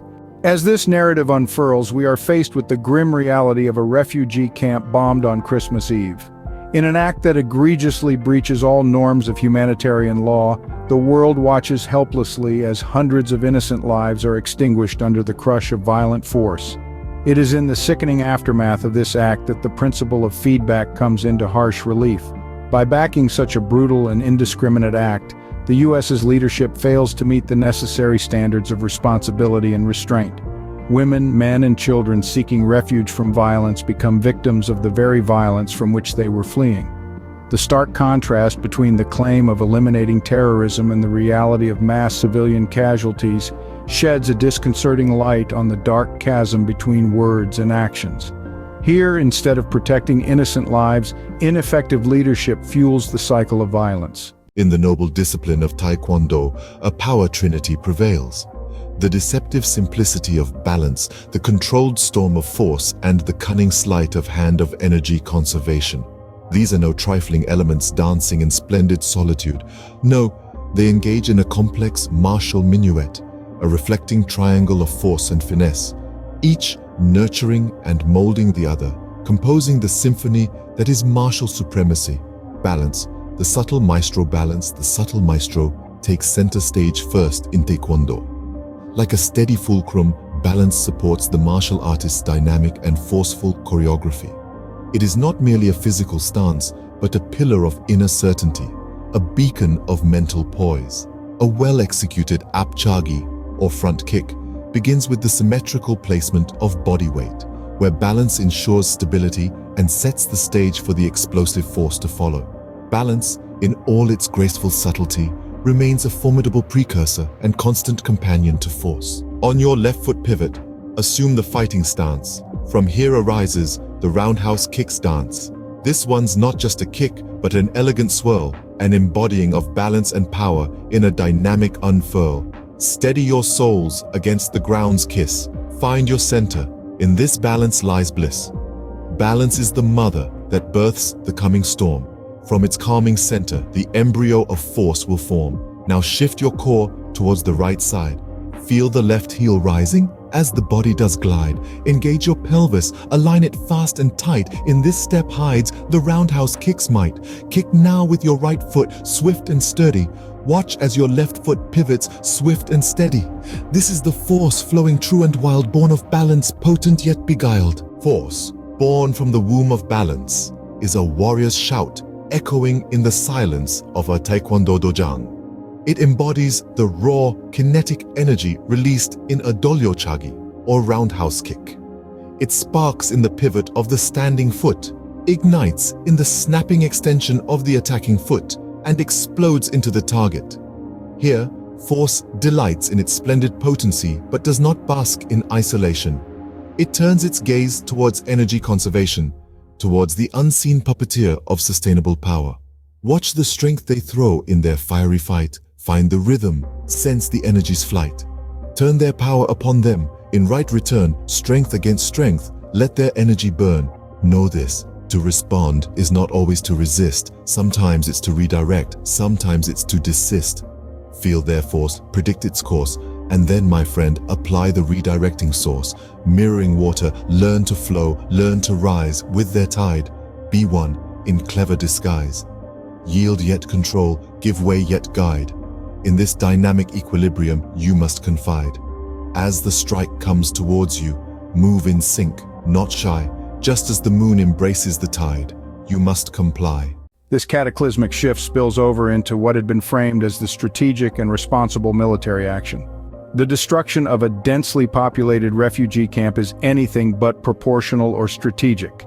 The decision drastically pushes on the pendulum of war, turning a defensive act into a symbol of merciless brutality and aggression. Israel's military action brutally shatters civilian lives under the pretext of national security, thereby completely negating its framed intentions. Can you, watching the rubble and ruin caused by the bombing, reconcile it with righteousness? The disjunction becomes increasingly stark as the reality of the wanton destruction overshadows any claim to moral legitimacy. The fallen rubble, burnt bodies, and a traumatized population that bore witness to the horrifying events on a holy night scream louder than any hollow claims of justice. As the international community grapples to make sense of this crisis, we find ourselves on the precipice of consequences of the largely unchecked trajectory of U.S. leadership, Israeli military action, and their eroding moral authority.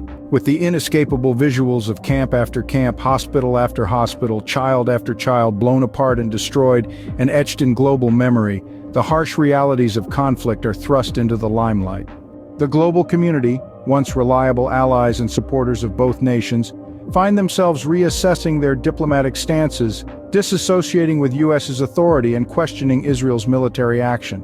As events spiral out of policy control rooms and into war fields, international community grows increasingly displeased and alarmed by the U.S. conduct, eroding global trust in its leadership. What was previously seen as firm, assertive leadership is now revealed as misguided, disproportionate response in support of Israeli aggression. Consequently, as international and domestic pressure mounts, both nations impulsively resort to further military aggression, ignoring global calls for restraint and ceasefire. The rising toll on civilian lives and infrastructures amplifies the crisis, leading to a more substantial re-examination of Israeli-U.S. conduct and their disregard for international law and humanitarian concerns. The cascading impacts expose the decaying moral authority of both countries. The ruthless reprisals and unabashed endorsement of such actions run contrary to their proclaimed moral standards, ripping apart the veil of morality they had adorned. A conductor of energy in balance, in grace. Take their power, redirect, redefine your space. The master puppeteer, energy conservation, dances on the thin strings of control and restraint. A wise Taekwondo pupil knows that energy is a precious commodity to be expended with thoughtful intention, not squandered. Consider the pumse, or pattern forms, where conservation of energy is crucial. Each move, fluid and precise, expresses a careful measure of force, not a drop of energy spilled in excess. Energy conservation seals the martial pact, binding balance and force together in strategic unity. Draw your right arm across, palm facing ahead. Let balance guide you. Be wisely led, shoulders aligned, heart amid dread. In this martial stance, let your energy embed. Fold your arm inward, tight as a curl. Feel the surge of energy in an internal whirl. In the grip of your fist, claim your martial pearl. Embody the mountain, strong as time's twirl. Now unfold your arm, strong and free. Shatter the air like a crashing sea. Connect with the wind in resolute decree. Your energy unleashed in a resounding spree. Extend your arm fully. Feel the tug and fear. Your energy maximized, its purpose clear. In the tight hold of your fist, let no weakness peer. The block is complete, your defense sheer. In this grand spectacle of Taekwondo, balance fathers, force feeds energy, and energy maintained replenishes both. They dance a dance of endless feedback and reversion, an interplay of martial elements. Striving towards this harmonious triad provides a Taekwondo practitioner with more than skill. It bestows mastery over one's being. It forges not just a formidable martial artist, but a serene warrior at peace with the martial rhythm of life. And within this prism of balance, force, and energy conservation becomes the unwritten scripture of Taekwondo, an eternal hymn of martial beauty. In the silent dance where shadows spar and merge, echoes of Sun Tzu in the warrior's surge. Victorious warriors win first and then go to war. In each stance and strike, this wisdom at the core. Fluid as water, the Taekwondo spirit flows, adapting, shifting as Sun Tzu's doctrine shows.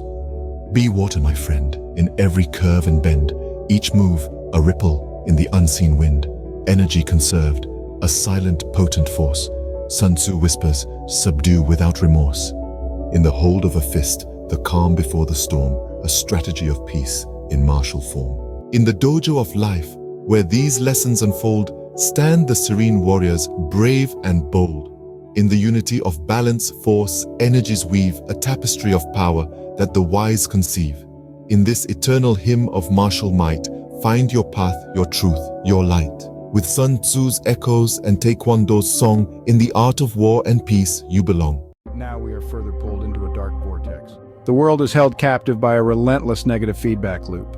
And the US and Israel spiral from failure in leadership to intensifying military aggression to diminished moral authority, each failure amplifying the others. These failures suggest a devastating reality, a new norm dominated by human rights abuses and violent conflict. The US narrative subtly but persistently shifts from the promotion of peace and stability to a blatant abuse of power. There is a clear deficit in effective leadership from the US. The one-sided stance and the lack of neutral mediation efforts suggest a conflicted interest, leaving global stakeholders disillusioned. The ostensibly supportive actions appear more as a desperate attempt to sustain control over an increasingly volatile region than a well-thought strategy for conflict resolution. And where leadership fails, military dominance steps in. The disparaging extent of violence meted out by the Israeli armed forces and the growing hostility from Hamas are directly contradictory to the supposed strategic objectives of peace and stability. The continuous offensive action and retaliation only fuels the cycle of violence, resulting in untold suffering and despair for the affected population. Increased military aggression backed by the disoriented US leadership intensifies the calamity inflicted upon valiant civilians in Gaza. The persistent neglect of their basic human rights and the violence meted further undermines the moral authority. The disproportionate firepower aimed at civilian areas lays bare a stark reality the world cannot help but acknowledge. The complete dissociation between the leadership, military action, and moral authority lays bare a reality that no one is prepared for. The continued violation of humanitarian laws, destruction of Palestinian territories, and blatant disregard for civilian lives leads to even more profound loss of moral authority. These questions demand answers of our leaders on how they can support acts that blatantly violate humanitarian decency. A thoughtful and caring response by Bibi Netanyahu could have significantly altered the course, but he chose to focus on a military response. Joe Biden could have harnessed its influence to urge restraint, strategic de-escalation, and adherence to international laws of warfare. Anthony Blinken could have suggested that Israel target Hamas fighters who videotaped their crimes so they could be hunted down the way Israel chose to so many times before. But like Putin, the leaders of these two countries saw human lives they were meant to protect as an evil to be destroyed. What would the father say? The beast would be proud. Oh, the Titans, what an incarnation. Their behaviors were indicative of full negation of the triadic constructs we've been examining. Each action they performed and each decision they made stood in stark contrast to love, faith, and understanding. Each negation represented a step away from harmony and served as a stark reminder of the dangers associated with uncontrolled power and knowledge. Enoch looked up from his lofty vantage point, his heart throbbed with anticipatory fear. The sky, once a boundless expanse of cerulean blue, had transformed into an ominous canopy. The meteor's flaming tail streaked across the heavens, a cosmic harbinger streaking towards Earth. It was the image of Jormungandr, the mythic world serpent he would one day inscribe in the annals of Norse lore, poised at the precipice of Ragnarok's impending doom. The onslaught began, a torrential tempest, a spectacular ballet of fire and ice, a raw spectacle of the universe's unforgiving cruelty and awe-inspiring majesty.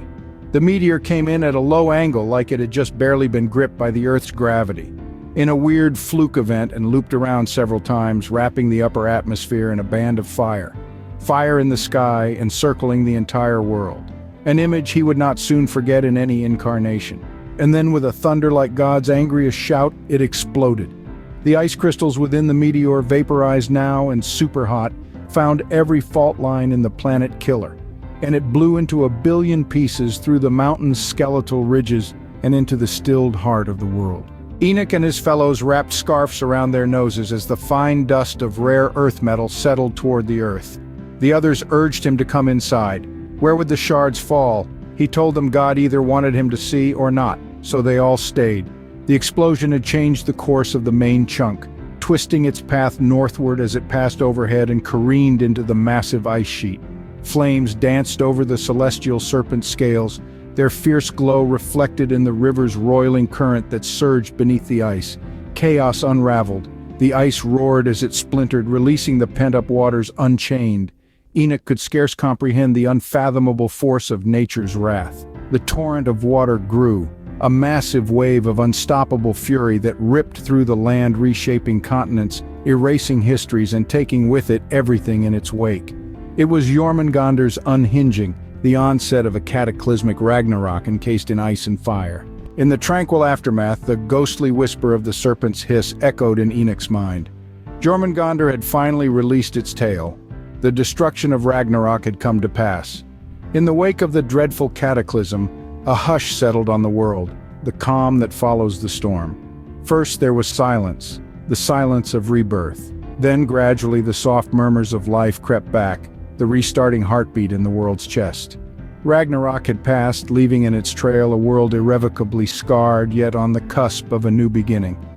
The universe had chosen to reset itself, and as he beheld the world's unmaking and the dawning of a renewed existence, Enoch could not help but be moved by the spectacle. With a spirit hardened against despair and kindled with renewed hope, he understood his purpose. But I digress. Embrace your personal values, emotions, and boundaries. Affirm your uncertainties and emotional exposures. Be sincere to yourself. This relates to maintaining personal integrity and honesty, which is vital for authentic and ethical action. Motivating yourself with good intentions triggers personal growth and transformation you did not know existed, which is a precursor to broader impacts.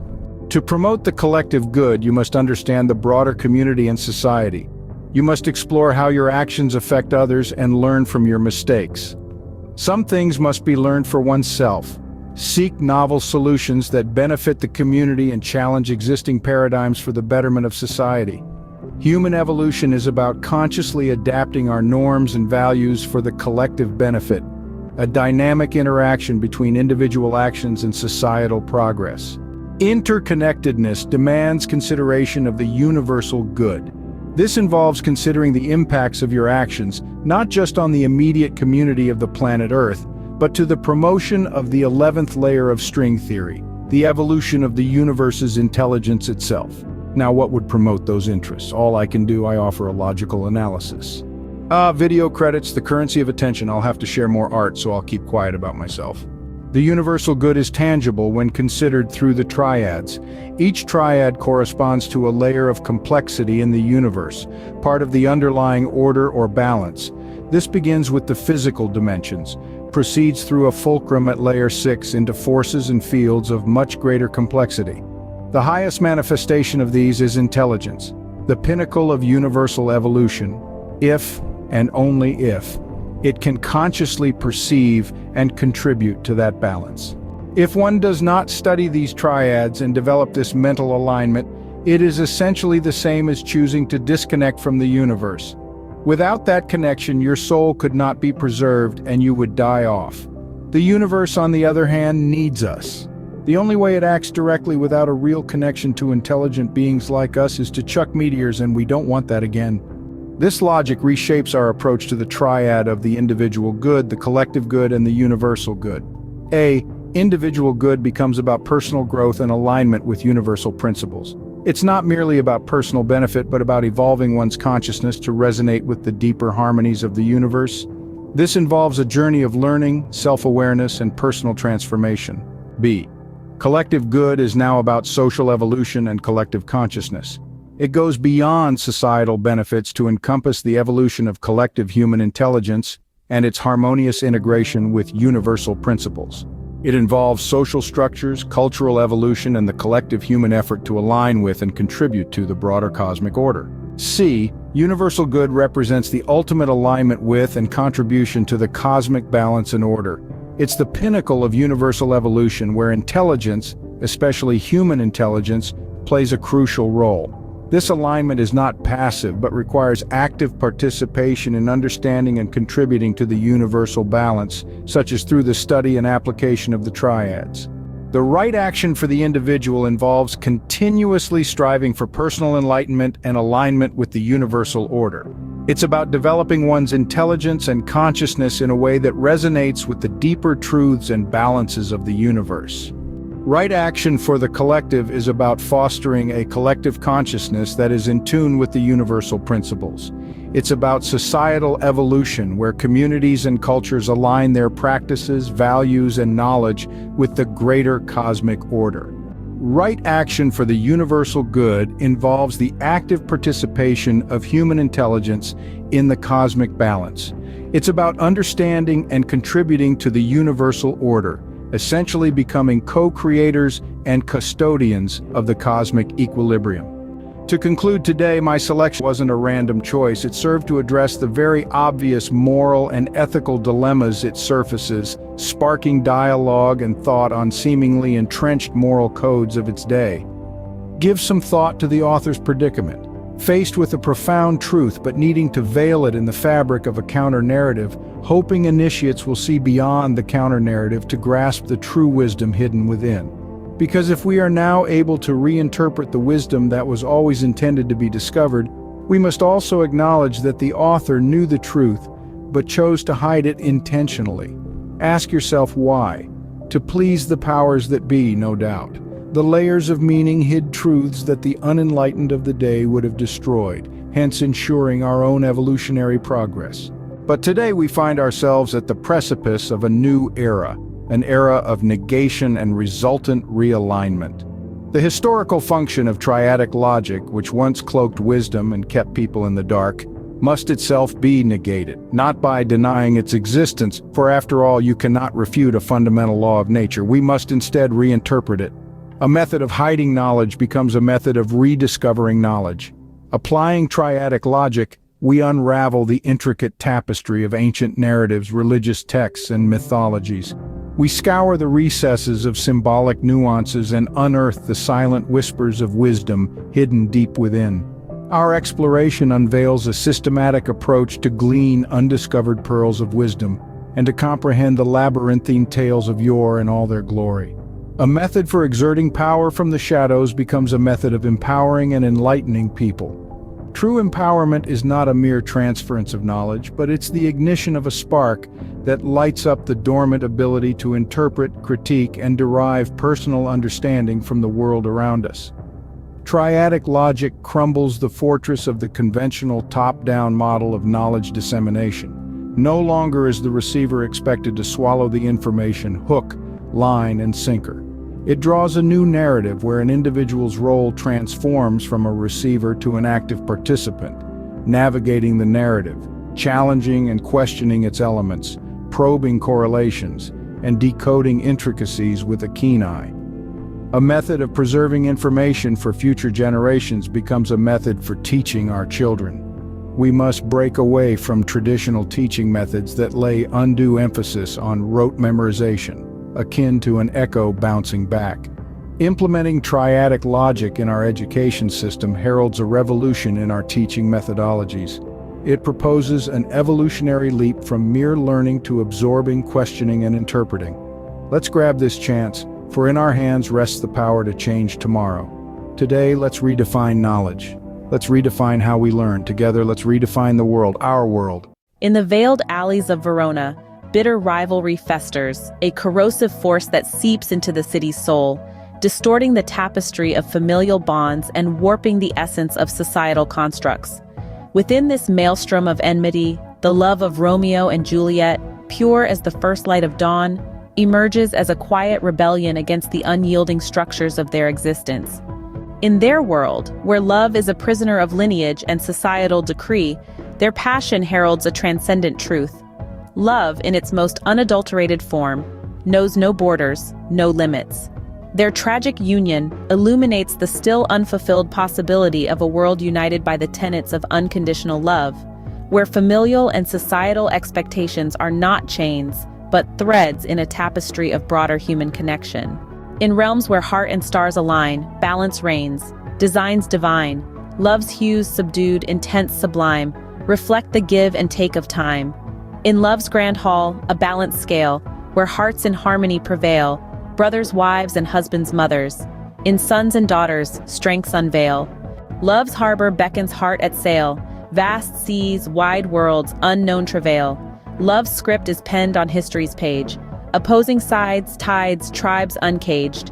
In love's embrace we find our place, stabilized yet free to chase, the dreams that time cannot erase, as love steadies weakened faith. Warmth and truth light hope a path, ripples spread where love is cast. Bold hearts less spite approach to save, strong-willed, prideful, and foolish knaves who stalk their solitary graves too proud to see love's white flag wave. In acts of faith a chain reacts, feelings bound by tender acts, but love's retreat a stark contrast, discord swells in lonely wrath.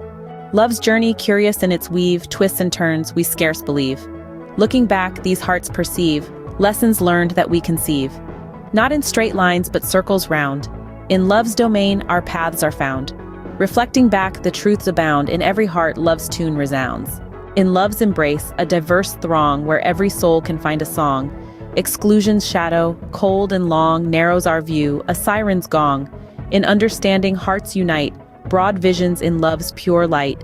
Yet where we exclude we invite a narrower path devoid of sight. Love's facets, interwoven beams, compassion, empathy in streams. But where love's flow encounters seams, we find the gaps in our shared dreams.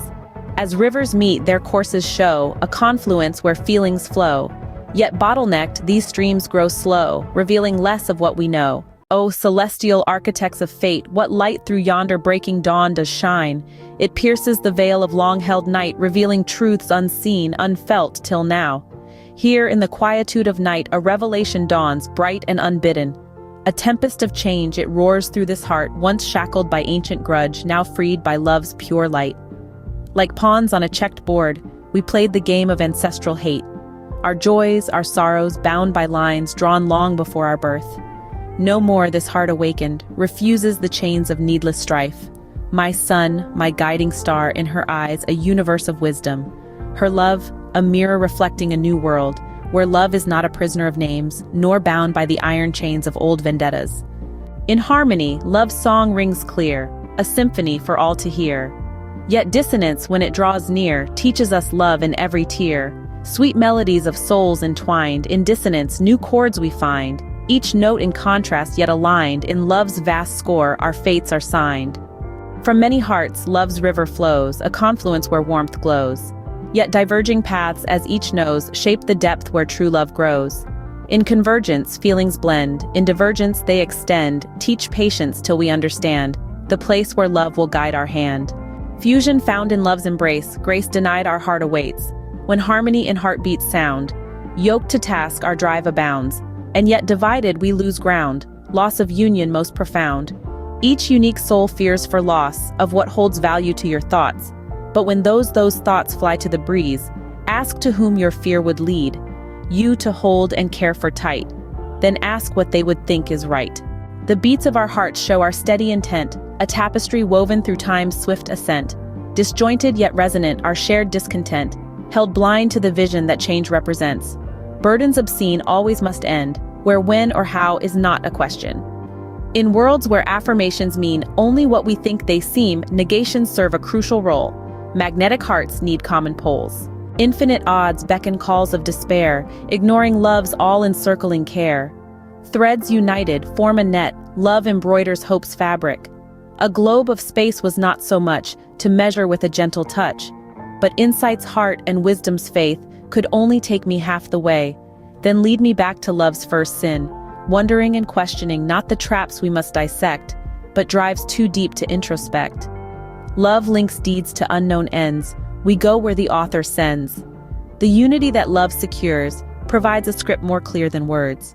In a lab where art's heart beats with paint, wind and spin, a dance of colors unfurls where new worlds begin. In this realm where elements play, in a whirlwind ballet, art's spirit roams free in a vibrant display. The paint, like a dreamer's fluid thought, flows and weaves, creating tapestries on canvas as the artist conceives.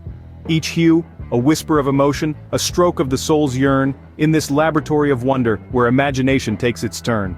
The wind, a gentle sculptor, unseen yet deeply felt, guides the paint in patterns where chaos and order melt. A breath from the world's lungs in this artistic rite, crafting visions on canvas in the dance of light and flight. And rotation, the endless cycle, mirroring time's own face, spinning tales of color in an eternal embrace. Like planets in their orbits or leaves in autumn's swirl, on these rotating canvases, the artist's dreams unfurl. In this laboratory, a microcosm of life's own art where science and creativity gracefully impart.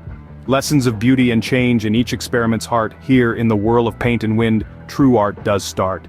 So in this space of wonder where elements align, the artist finds their voice in a symphony divine. In the fusion of paint, wind and rotation song, in this dynamic laboratory is where they truly belong. In each drop of color, in every gust of air, in the spin of the canvas, an artist's soul lays bare. Here in this haven of creation where the mundane departs lies the essence of beauty, the beating heart of arts.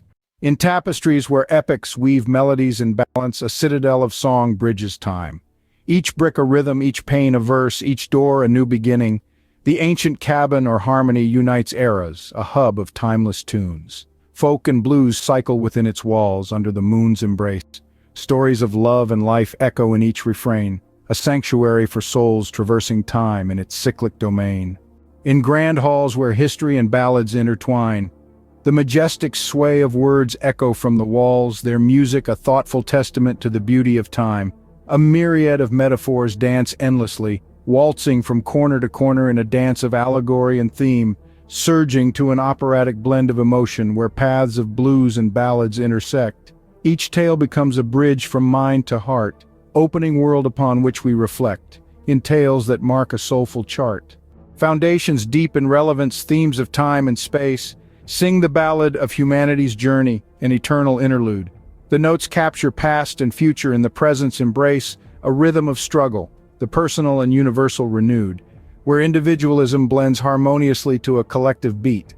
The song of life connects us all through shared experiences and emotions. It captures the pivot from shadow to light, the duality of our existence, in every line revealing purpose behind our notions. The rich tapestry of our ballad is woven from values, beliefs, and dreams. Innovation's winds guide exploration's harmonic spirit through literary song and theatrical play. A journey of discovery charts a harmonious way. Push past what is known like a timeless breeze, discovering expression on uncharted seas. Folktales converge our collective identity, as narratives connect our shared humanity. A synergistic lineage, tradition, art, and hope, breathing life to the present with a past less unknown. Stories take on life in a new generation's breath, our shared history, a dance of life and death. The legacy resounds, heard in each note. Old Jerusalem falls in fire and smoke. New Jerusalem beckons, enchanted by hope.